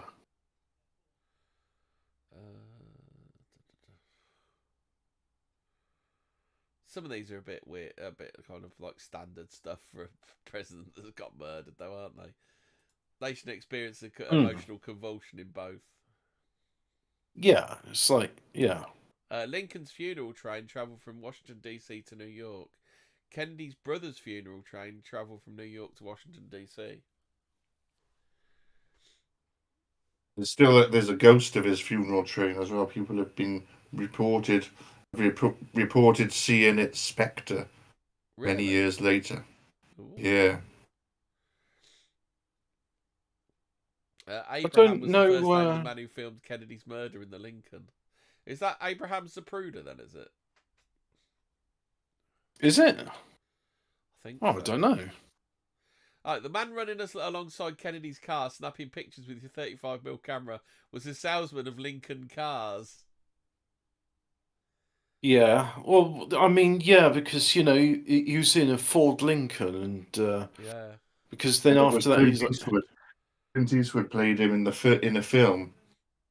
Played the guy who did that. Oh, the King. And he was. I can't remember which one it was, but he was pissed off all his life because he let that happen. He was the guy. He was the security guy, and he was. This is one which I found a bit strange. So, Jefferson Davis, he was the name of the president of the Confederate States when Lincoln was president of the United States, and Jefferson Davis Tippit was the name of the police officer killed by Kennedy's assassin. It's weird. How have we covered this? Because I'm sort of champing at the bit to do gruesome Fortean medical stories. We're getting on. Time's getting on, isn't it? We're at half 8. I know. Any more? How about this one then? A kimono successively owned by 3 teenage girls, each of whom died before she had a chance to wear it, was believed to be so unlucky that it's cremated by a Japanese priest in February 1657. As the garment was being burned, a violent wind sprang up, fanning the flames and spreading them beyond control. The ensuing fire destroyed 3/4 of Tokyo, levelling 300 temples, 400 palaces, 9,000 shops, 61 bridges, and killing 100,000 people. That's When got did that to happen? be. When did that happen? That's got to be the demon being released, doesn't it? I was going to say that has to be a possessed garment. There's no way it can't be. Yeah. Like three deaths and a massacre. 3 deaths Yeah, and I a mean- funeral, starring Hugh Grant. Yeah, just weird. Absolutely weird. Jabez Spicer of Leyden, Massachusetts, was killed by 2 bullets in the attack on the Federal Arsenal at Springfield on January 25th, 1787, during Shays' Rebellion. At the time, he was wearing the same coat his brother Daniel had been wearing when he, too, was killed by 2 bullets on March 5th, 1784. The bullets that killed Jabez Spicer passed through the holes that made by the bullets that killed his brother Daniel 3 years earlier. Yeah. What else we got here?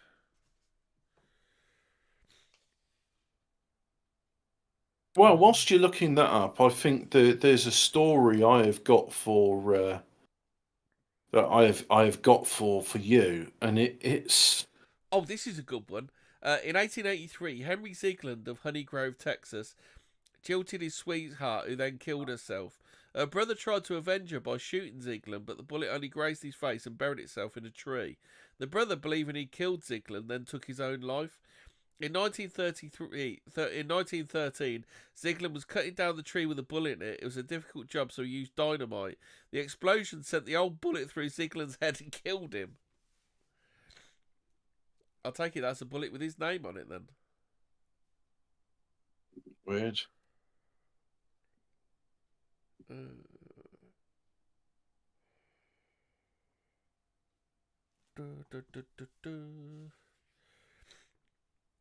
So, what else have we got? I'm trying to do the shorter ones that are a bit more interesting. There's the new photo from Loch Ness. Oh, is there? I can't show that though, so we'll probably have to do that next week or something. What's the new photo like? Oh, you got actually. I should be able to get the picture and put that up. It's nothing great, but it's in the paper. Is It's it in the usual Inverness hump in the middle Courier. of the lock? It's a hump in the middle of the lock. Yeah. Oh, okay. They're getting a bit boring now, aren't they? The Nessie photos. They're a bit samey. Well, that's all there is to go on. Yeah. So, pregnancy stories. We Oh, all love them, don't we? Lovely. Such a happy time. I know that this is from the, as Donald Trump has said recently, Lesotho, it's not a real country, not real. Where and It's a what little is Lesotho? enclave. It's a little enclave in the middle of South Africa. It's not a real country. Everyone pretends it's real. We all know it's not. Lesotho is not a real country. Here's a story from Lesotho. You're not going to believe it, but it really happened. So, warning, this story is graphic. Thank you for that. So, in a medical anomaly, a teenager without a vaginal opening became pregnant after giving oral sex. Right, so bear with me. I know that's a load of confusing things to put in one sentence, but this will be explained. It will be explained. So, right, the anonymous 15-year-old, I thought she had a name. Anyway, the 15-year-old girl from Lesotho, which isn't a real country, went to the hospital. So it's true. Yeah, not a real country anyway. She went to hospital complaining of severe abdominal pain, only for tests to reveal she was 9 months pregnant, according to The Sun, and that intermittent cramps were actually contractions. In a report published in the British Journal of Obstetrics and Gynecology, doctors found the teenager had why isn't there not a Lesotho Journal of Obstetrics and Gynecology? Why is this appearing in the British Journal? Doctors found that the teenager had a rare condition known as vaginal agenesis, which occurs in about 1 in 4,000 to 10,000 newborn girls. So, that nice precise statistics there. It's between 1 in 4,000 and 10,000 newborn girls. In theory, this should have prevented the teenager from becoming pregnant without techniques such as in vitro fertilization. I am going to look up vaginal agenesis, but as far as I know, that means she's got no vaginal opening. Vaginal agenesis is a congenital anomaly, birth defect. It happens when the vagina of a fetus doesn't vet properly in your uterus. This may be missing all or part of their vagina. Although the condition is present at birth, it might go undiagnosed until later in life. So, in other words, there's no opening to the cervix. There's no route for the sperm to get into the womb. Right. So, how teen became pregnant? Nice subtitle there. Well, the condition also meant if you did it in pidgin, if you found the pidgin story up. We'll read it in normal, and then we can read it in pidgin. The condition also meant it was impossible for her to give birth vaginally. I want you to say anomaly. I think he likes the way you say anomaly. Anomaly. The condition also meant it was impossible. Also says the Japanese not having fire safety standards hardly shows evidence of demonic possession. Anomaly. Oh, we made our houses out of paper. Who could have foreseen this? Yeah. Right. So the condition also meant it was impossible for her to give birth vaginally. This meant that doctors had to perform they don't call it cesarean anymore, a C-section to deliver the baby. I don't know why they don't call it cesarean, but it's named after Julius Caesar because that's how he was birthed. To deliver the baby, who turned out to be a healthy 2.8 kilogram boy. I don't know what that is in old money. So what? I've just got a well actually by a ray. I think the DEI pilots are proving your theory wrong, Hemi. That I said they largely don't fly it. Actually, by a ray, they're also working. They're also working in the air traffic control as well. So yeah. And they're too busy. There's the pilots are saying, "Hey, I'm running on fumes here. Can you redirect me to one of the runways, please? I'm running on fumes. There's no fuel in the tanks." Yeah. And she's doing that horrible thing where they're clapping their hands between words, saying, "Oh God!" You put them in Liberia and Sierra Leone right now. You can be on your break over in Africa, right? This meant that doctors doctors treating the girl in Lesotho, which isn't a real country anyway, were puzzled as to how the teenager became pregnant. Lesotho is a the girl said, it sounds like it should be a city somewhere. The girl said she had noticed some changes in her body shape in the months before giving birth. However, since she doesn't have a vaginal opening and had not had penetrative vaginal sex, she did not believe she was pregnant. So the bizarre incident 9 months earlier. So 9 months earlier, got no vagina. How does she smell? Terrible. The doctors discovered that 9 months earlier she had gone to the hospital for a stab wound to a stomach area after giving oral sex. The romantic Lesotho pastime of give me a blowy or I'll stab you. Lol, just kidding. I'm going to stab you anyway. That's Lesotho. That's Lesotho foreplay, and it don't scream or I'll kill you. Yeah. At the time, she confided in a nurse about her ex-boyfriend had violently attacked her during what she described as a mini war when he caught her engaging in a sex act with a new partner. Violent attack as a mini war. How unreasonable of him. Yeah. The experts determined that the sperm she swallowed somehow travelled to her reproductive organs through her stab wounds, resulting in an unexpected pregnancy. Beautiful. And then the astute observers among you may say, but Hobbit, Stomach acid will destroy sperm cells. Surely there'd be nothing viable. Well, dear listener, they have a solution to that. The fact that the son resembled the father excluded it as an even more miraculous conception, they said. Oh, well, what the father that she was giving a blowy to? That's going to be a fun story to tell. It's like, yeah, well, you see, I was sucking your dad off, and then I got stabbed by my ex, and your dad's cum was on the knife, and that got into my vagina, and I got pregnant. The most plausible What a romantic explanation. story. It's like Romeo and Juliet for the Lesotian people who aren't a real people anyway. What adds to the mystery is that stomach acid typically has enough strength to kill sperm, preventing it from fertilizing an egg. So the doctor's most plausible explanation is that the sperm survived because the girl was malnourished at the time of the attack and had no food in her stomach. They believe this reduced the acidity in her stomach, meaning the sperm. I'm not laughing, by the way. It's just the absurdity of this. It's just fun. It's It's just beyond grim, isn't it? Hey, It does son, make sense, though. I was almost stabbed to death by my ex, and there was cum on the knife, and I got pregnant.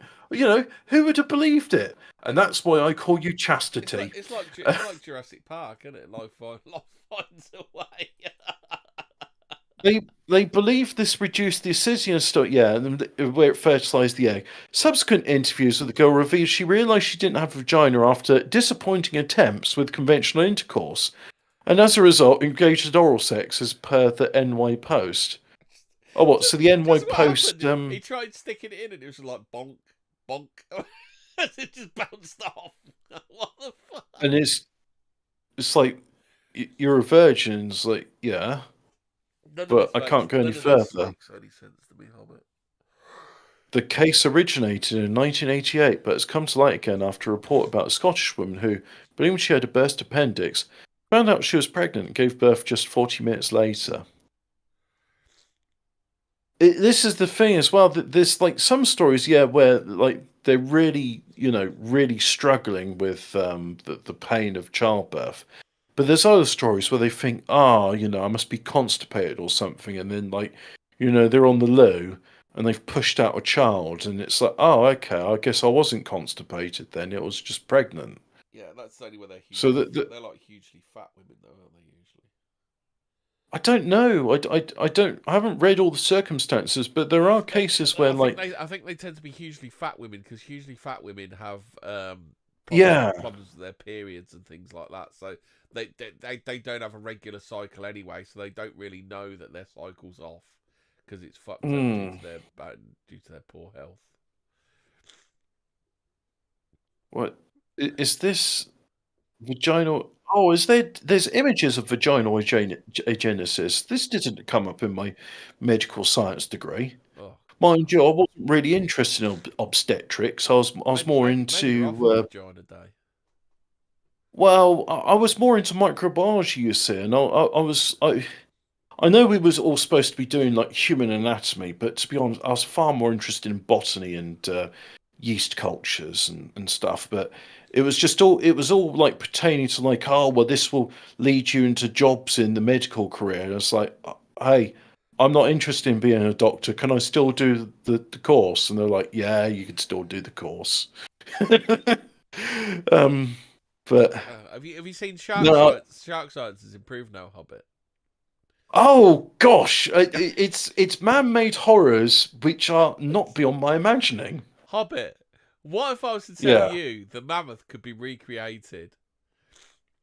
But in mouse form. In true pawnbroker's style, it's best I can do is a best mouse. I can do is a woolly mouse. Yeah. Jesus Christ! I'll just put a pic. They are cute little buggers. Their ears, is that like a mouse thing? Have they taken chunks out to mark them or what? Their little ears look like Swiss cheese. I don't know what's up with their ears. Yeah. Is that part of the messing around with the genes? You lose a bit of ear, or have they taken chunks out of the ear to mark them? It's I don't know. But I'm still looking at like. Go on then. I'm looking at cervical aplasia, which is a new term to me, and complete with complete atresic vagina. Or there's ones where the cervix is open but the vagina's closed, so you got proximal segment of a vagina. That the proximal being is its proximate location close to the cervix, but then the other bit is atresic distal segment vagina, so that bit's sort of closed, and then there's proximal segment atresia of vagina, where the cervix is closed, and the vagina's closed, and then it turns into a tuning fork, and I'm just like, I that does not that's not that never came up in anatomy class. Let's put it that way. I think you had to go and specialise in gynecology to do that. So how they made these poor little buggers? So what they did? Hey, did you know there's a thing called vaginostomy? Oh no, I really don't want to know that. Oh that sounds God, a bit like a prolapse vagina or something. there's something called a pigtail catheter. That's horrible. Oh God, no! I don't want to see surgery. That was one of the main things why I said, look, I got this thing where I get queasy when I see surgery. Yeah. Like, I could just about do butchery. I said I'll do like dissection of organs and such, but I can't be dealing with this. So to make these cute little buggers, they modified 9 genes related to hair length, colour, and thickness. So really, absolutely fuck all to do with mammoths. Nothing to do with mammoths whatsoever. Do you want to know the tangential relation with mammoths? What? They're like, oh, this gene is present in both mice and mammoths. What if we put this sequence here and turn it from off to on? What if we and they turned it from off to... Well, that's it. They turned it on, and it's like, oh, well, that gene sequence controls the hair growth then, because look how woolly these mice are. And I really hope, like, look, I'm not saying this to be cruel or anything, because I think mice are gorgeous little creatures, and they're very, very pretty. And they are a pain in the ass. Yes, they are a pain in the ass, and they really need to be like. You need to. You don't want a mouse which can survive winter conditions, because you hope with harsh winters that the rats and the mice die off. Yes. And you're not going to get that if they're woolly. Still, they'd be quite easy to catch on, like that flypaper like stuff for rodents. With all that hair, the hair would get stuck to it as well, wouldn't it? Those glue traps are horrible things. Yeah, but I can understand why people use them, because they're a lot more effective than neck breakers. What was I going to say? So, engineering a mammoth-like elephant represents a far greater challenge. The actual number of genes likely to be involved is far higher. The genes are less well understood and still need to be identified. So, they've made a mouse, and they're going to rest on their laurels. Speaking of unnecessary cruelty to animals, have you seen that guy that was doing the art experiment about starving piglets to death? Yeah, he done a previous art exhibit. They called it an art exhibit, but I'm thinking that's like saying Joseph Fritzl's work should be featured on Grand Designs. Yeah.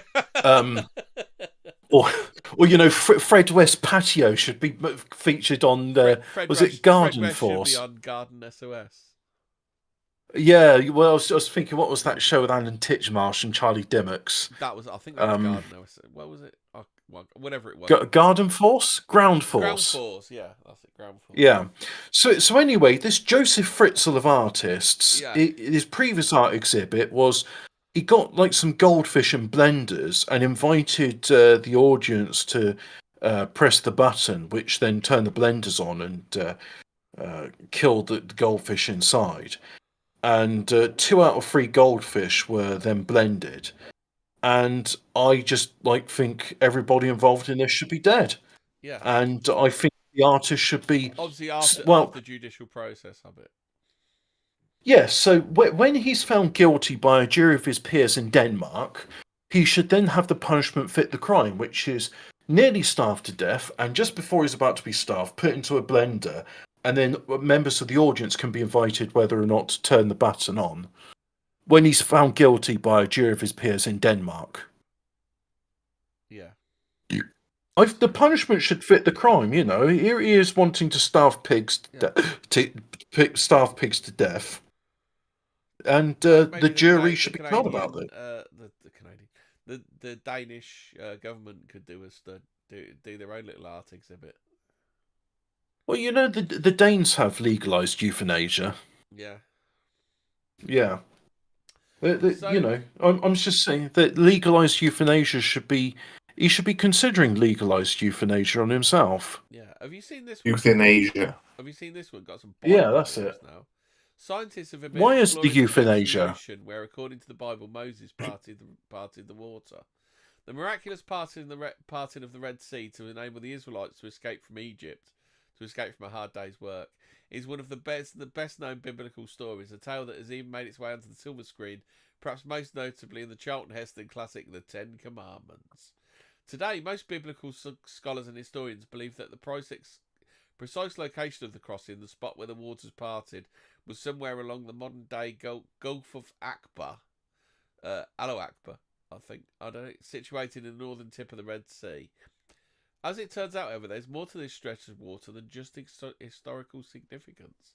Recently, a new study headed up by Sam Purkis of the Department of Marine Geosciences at the University of Miami discovered the presence of deadly brine pools 4,000 feet below the surface. These pools, which were located via a remote-operated submersible, contained 10 times the level of salt found in the surrounding water, meaning that any marine life that happens to venture into them will be starved of oxygen and die. According to the team, these conditions mimic the environment in which the first life forms emerged on Earth several billion years ago and could help us better understand how life came to be. The lack of creatures within the salt pools has also helped to preserve the sediment. Ordinarily, these animals bioturbate. Is that a bit like what we were talking about earlier? They bioturbate or churn up the seabed, disturbing the sediments that accumulate there, said Purkis. Not so within the brine pools. Here, any sedimentary layers that settle to the bed of the brine pool remain exquisitely intact. As for Moses parting the Red Sea, however, sadly no evidence of this has been found by the team so far. Surely these brine pools are evidence of that, you fucking div. I find It's it just fascinating. a theory, though.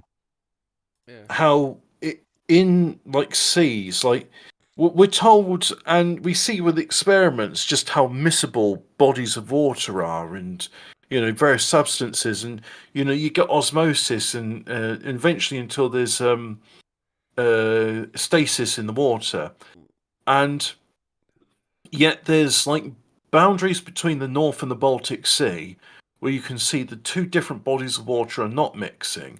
And then you have these not just thermoclines where you have different gradients of heat, distinct bodies of heat in different areas of water, which interferes with sonar. But you've got saliclines as well. So you're at different depths, and you'll have where water is significantly more salty than other bits. And I just think, why on earth do these not mix? And how is it that they don't mix? What's going on with water where these bodies of water aren't mixing?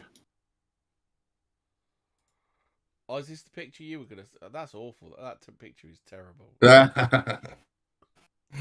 Well, we can have a look. Just to see what we think. Oh, have you seen that proto-clone robot, Hobbit? No. The weird one where they've tried to put muscle fibres on it and stuff.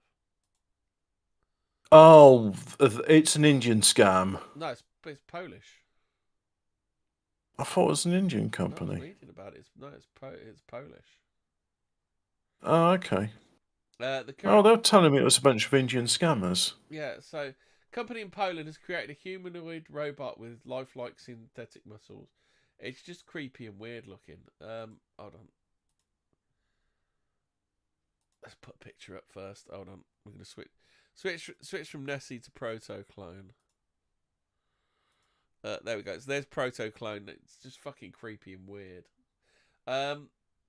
New Polish startup Clone Robotics has come up with a prototype for a new type of robot that could easily be imagined as a stepping stone towards the T-800.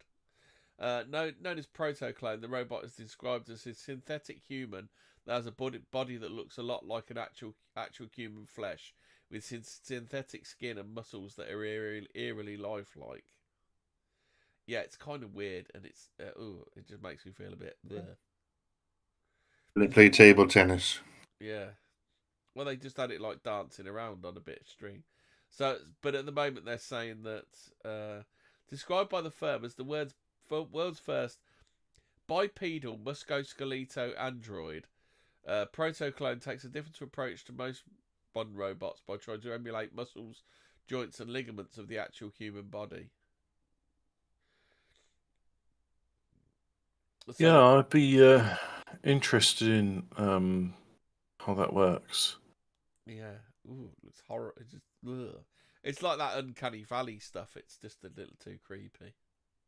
And then faceless as well just makes it even worse. It is unpleasant to look at, Yeah. which is why I try not to. They could put a clown mask or something on there, couldn't they? Anyway, Ian, take it away on the new Nessie photo. Where's it gone? Where's it gone? The first sighting of Nessie in 2025. A snap was shared by a witness at Dawes Beach, according to the Loch Ness Centre. That witness picture looks weird. It looks like it was made by AI or something. Well, appears to be a dark mass beneath the calm, still waters of the loch. And there we go. Yeah. The top of her head, isn't it? Yeah. I would say that's the top of the beast's head. I mean, that really could be a seal, couldn't it? Like, just snapped at the right moment. Or a wave, perhaps. Yeah, they were saying that Loch Ness has these weird underwaves or something, doesn't it? But what causes the underwaves? That's the question. Yeah. The legendary beast. Oh, so there we go. The alien mummies from Peru. I think these before.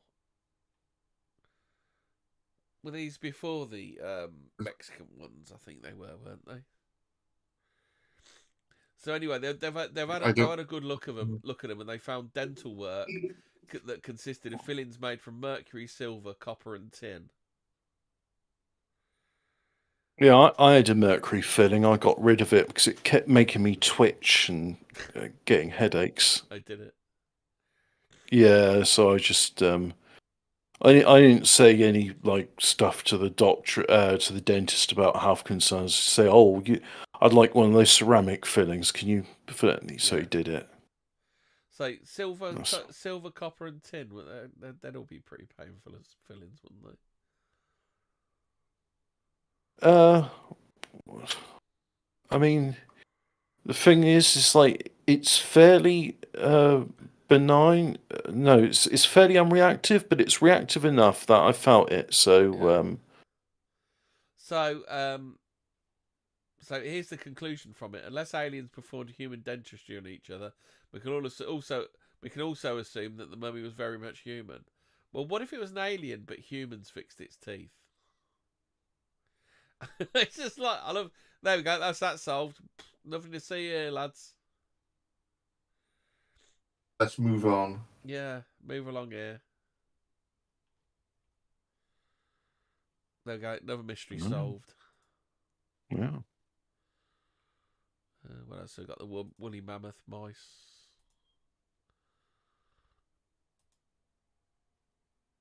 New Loch Ness photo covered.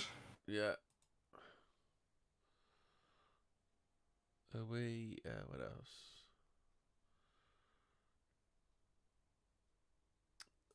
Let's see what else we got here. Secret FBI UFO research group disclosed amid Musk purge concerns. Oh God.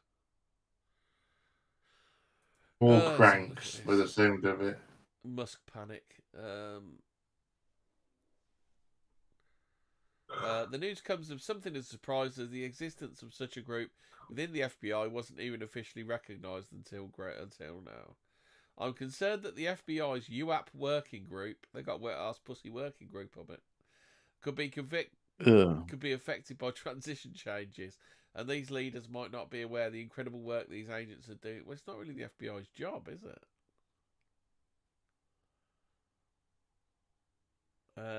Well, we have no comment on. I can't understand how it comes under the FBI's remit. It doesn't, does it? Wouldn't have thought so. Maybe it's a secret department. Yeah. Bob Lazar claims to have worked. There's no record of him being there at all. Well, obviously it's not Bob Lazar making it up, is it? And there's no university that has a record of him going to either, which he would have had to have. He would have had to have done to do the job he claimed he was doing. No, you saying Bob Lazar's full of shit? Is that what you're saying? Well, it seems that way. Look at this. Look, the Mekon. Someone's beheaded the Mekon. If you have a look on stream.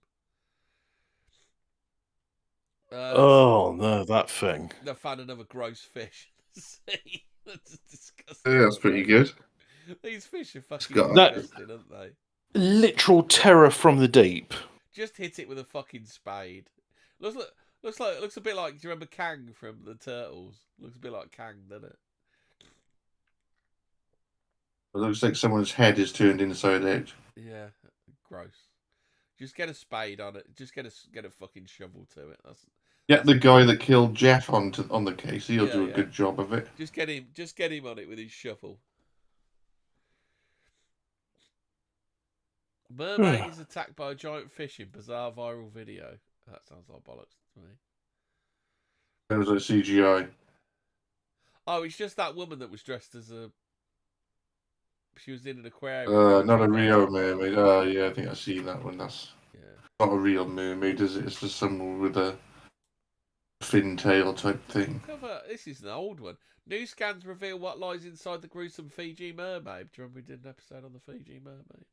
Yeah, I found one as well in the Frankenstein Museum in Bath. Yeah. The Fiji mermaid, half Let's salmon, remind half ourselves monkey. of the little beauty. There she is, little cutie there, isn't she? So this particular specimen was brought back from Japan by an American sailor who later donated to the Clark County Historical Society in Springfield, Ohio, in 1906. Now they've CT scanned it and X-rayed it. Obviously, should we do the butthole railgun? Hobbit. Oh, Well, we're doing gross stuff. you do that story. I think the vaginal mystery one was enough for me. Yeah. Turns out it's part fish, part monkey, part reptile. Anyway, that Fiji mermaid. Part paper mache as well. They Yeah. found. MRI butt plug. And there's more than one story of this. Unpleasant. And this has happened more than once. Yes.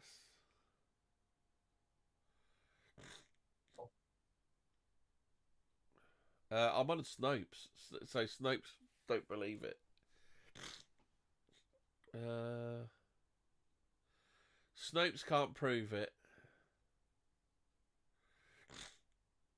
Apparently. Well, it's not up to Snopes. Yeah.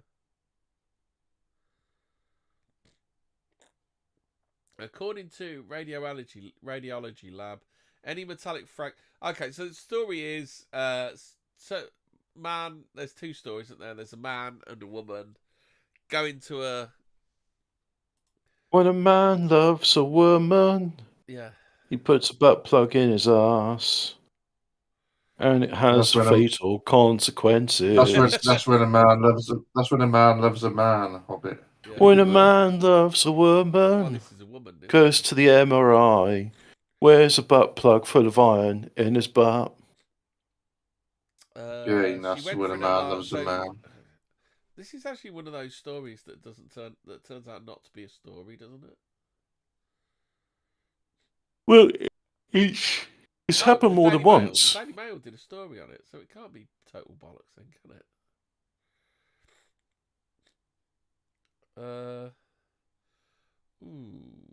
I got a picture. Does anyone want to see a picture of the MRI? Yeah, go on.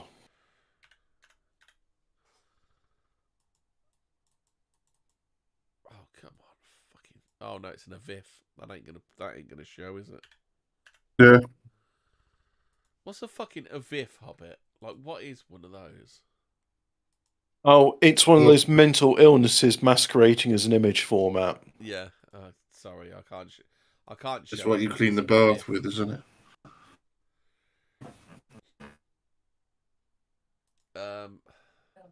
Reason you should never wear a butt plug to an MRI.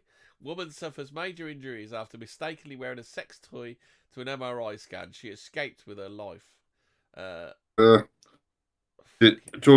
tie it in from earlier. Did you see on Jackass he had a toy car up his arse and went to the doctor because he had a pain? Yes, and they did Remember that one? an X-ray An of it, X-ray. and There was a toy car, and the They should have done an doctor was MRI, confused. shouldn't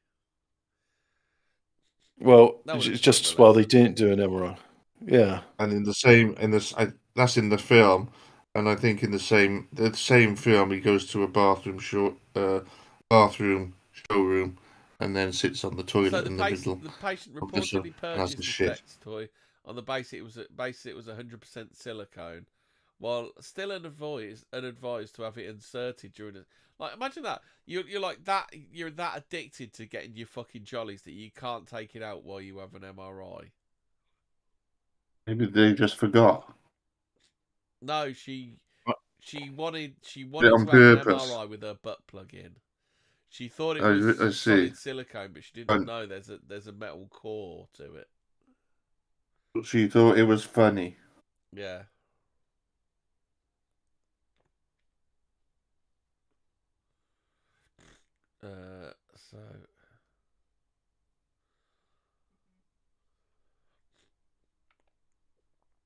So obviously So yeah, whoever she is. So I don't it's a bit suppose you fucked know up how in the the head. MRI fields work. So it doesn't turn it into like a rail gun as such. It just stirs your guts up a bit, I suppose. it goes up your body with great force and speed. Yeah. Uh, it's like if you ever had two magnets, you know when they get closer, they go really fast. Yeah. That that's what's happened. Okay then. It's horrific. It's probably one of the most excruciating things that can be done, and it's entirely self-inflicted. So, a public service announcement from 14 It's words. a fucking If you are think of for a VIF. What a if fucking point is a VIF? if you Fucking are Daily Mail. The due Daily, for an MRI scan, yeah. don't go with a butt plug in your butt. In fact, don't have anything metallic on you at all. And if you've got tattoos, then well, sucks to be you, I guess. No MRI for you then. Why? Because the iron oxide pigment used in tattoos means you can't have an MRI. It will try and rip out your skin. Oh, nice. Yeah. A So, henna tattoo. Oh my god, there are some dumb. well, cunts out yeah, there.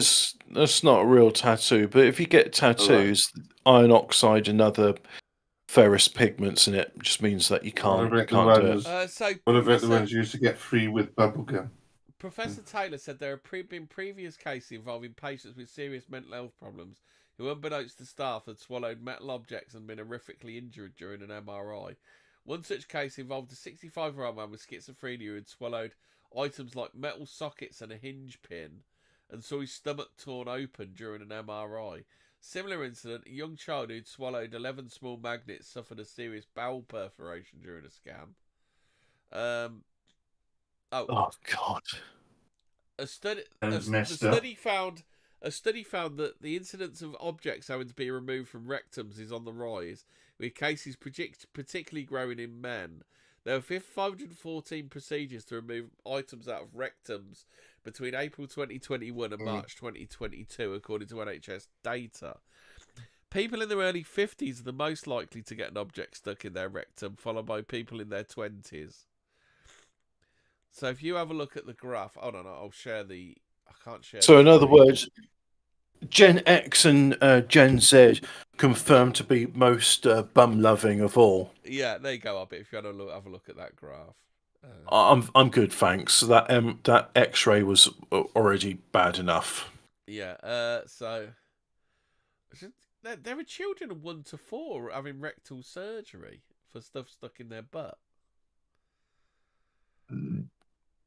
God, there are even people who are 90 plus getting stuff taken out their butts. So group most affected is 50 to 54. So next year I'll be shoving stuff up my butt for about 5 years. And then 20 to 24 is the next highest, like it says, and then it's 25 Dirty to bastard. 29, 25 to 29, 30 to In the 34, 30s.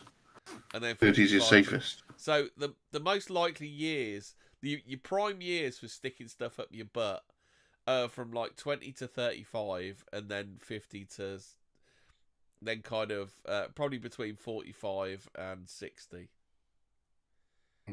Actually, prime years are pretty much any time between 20 and 65. But if you're 65 and 69, you're a little bit more sensible.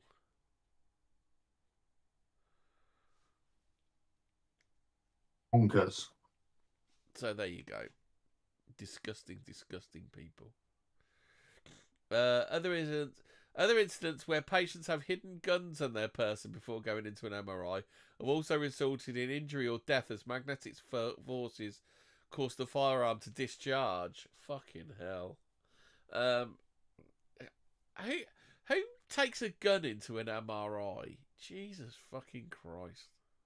I bet they Got do to in protect America. yourself for all the, the MRI stuff. Oh shit. People with certain occupations may also need additional checks. Individuals who work with metal may have small shards in and around their eyes or under their skin. These can be problematic if they move during the scan. Oh, fucking hell.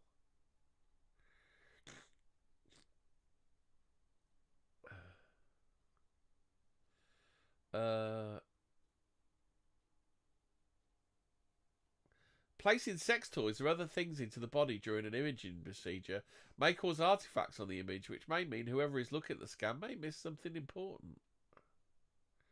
Yeah, because they'd be like, you've got a butt plug in you. I'm not going to look at this cancerous lump in your spine because I can't see it because of the butt plug in you. What comments? What a waste of medical services, and someone who really needed a brain scan to see if she really had one. Someone said it's got to be from China.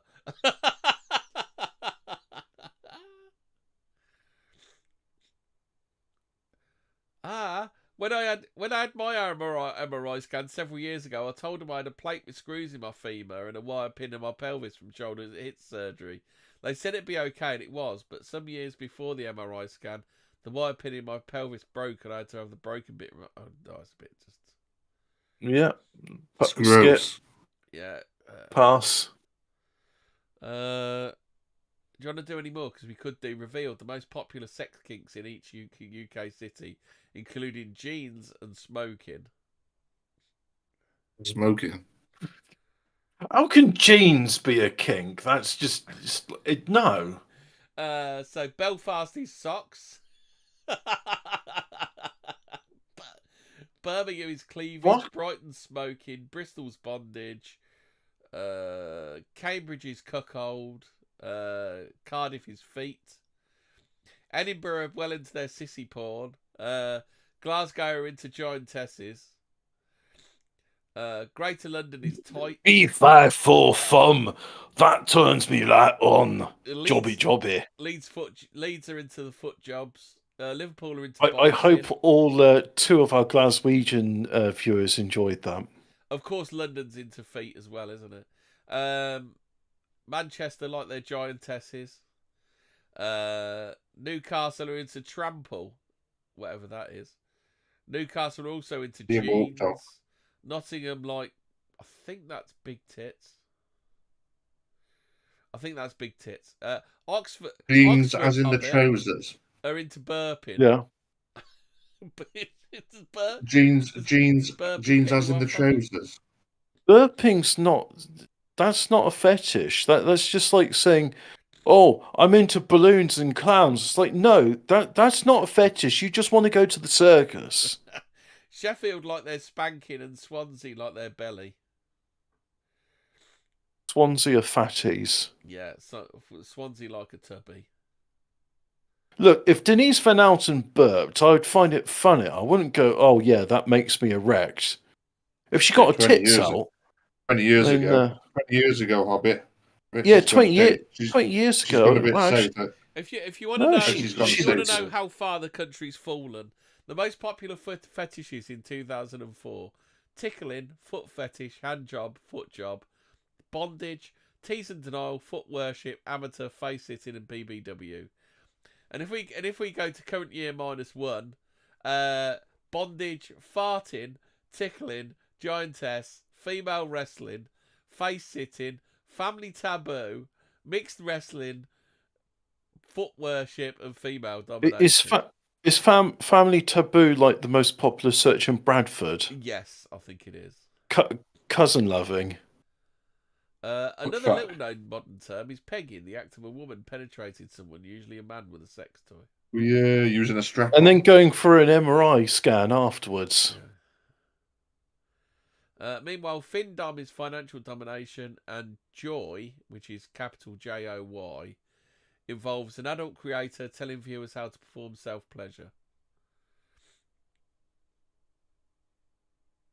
Oh, is that jerk-off instruction? JOI. Self-pleasure, Oh. there's another one. Superheroines, the erotic attraction to characters and archetypes derived from superheroes in comic books is a newfound popular trend. Bondage, taboo. Well, are they talking about the plastic woman? Probably. Others such as spitting, smother. Oh, who wants spitting? Oh, smothering. Scat. Smothering and Yeah. kink for high Peeing. heels are not as popular as they were in 2003 when the site first launched. Mud play. Water sports.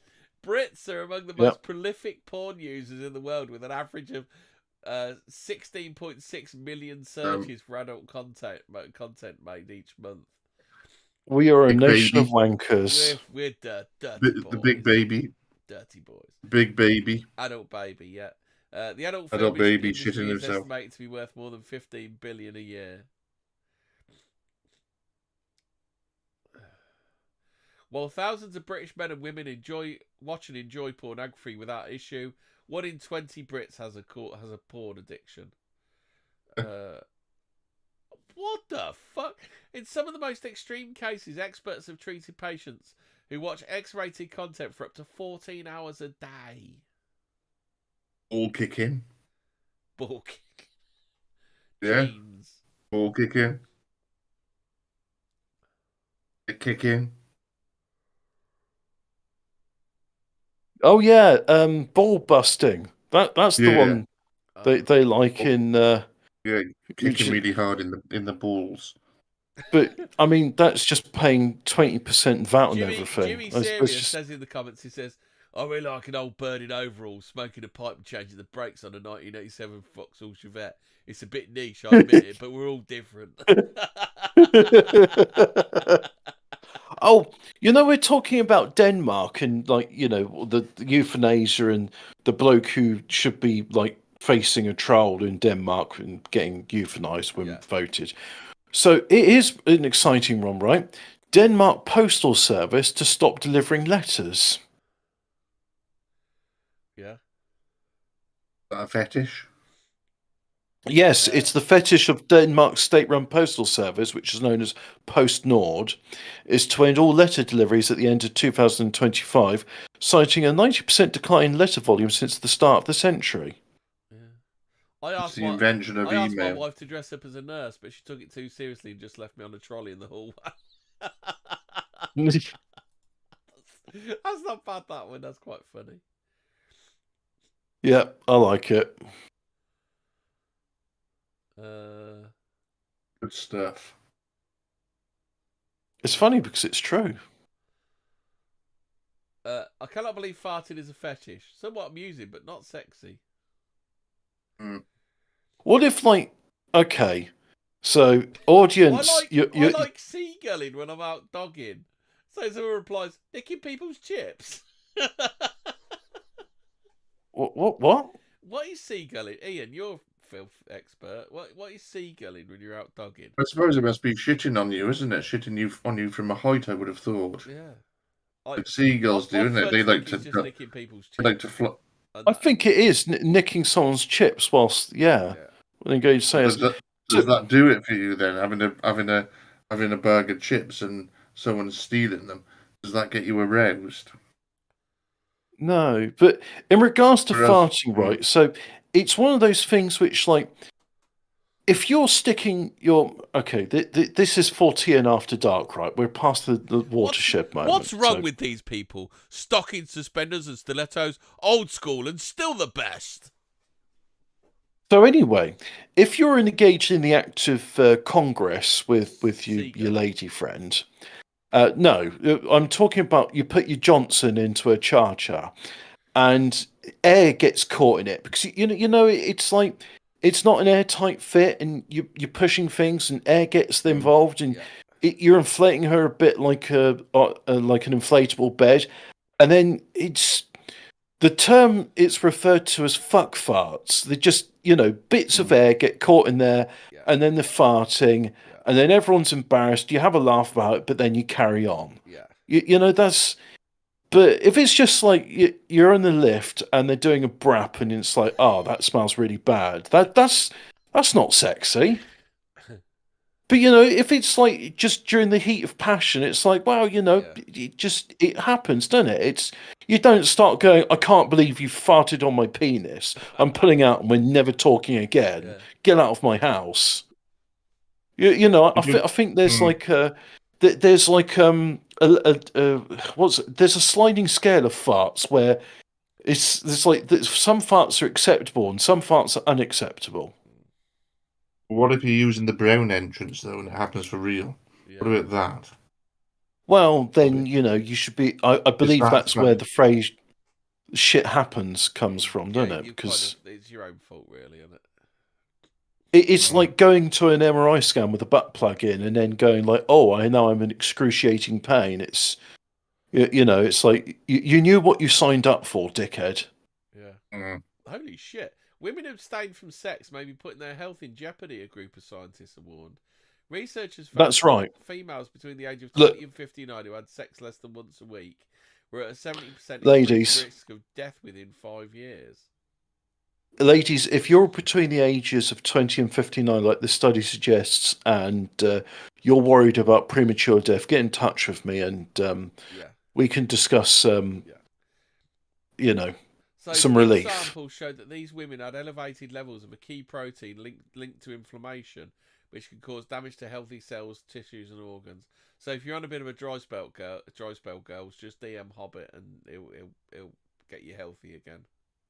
He'll sort you out. Yeah. Dr. Hobbit was on the case. I can tell you about vaginal agenesis. I've got to hop off. So I'll see you all next week or whenever. Yeah. Okie doke. Piddly pokey. Okay, team. Yeah. Have a good evening. Right, fuck farts later. Okay. Well, I think we're done, aren't we? I think we made sick enough tonight, haven't we? Well, the vaginal agenesis and the MRI railgun things, that was, Bye Ray says, you're telling me the Akbar crossing was a trap? It's a trap. Yep. Yeah. Right, so that's good night from him and it's good night from me. Ba ba ba ba. Good night, ba ba ba ba. Da da da da da da.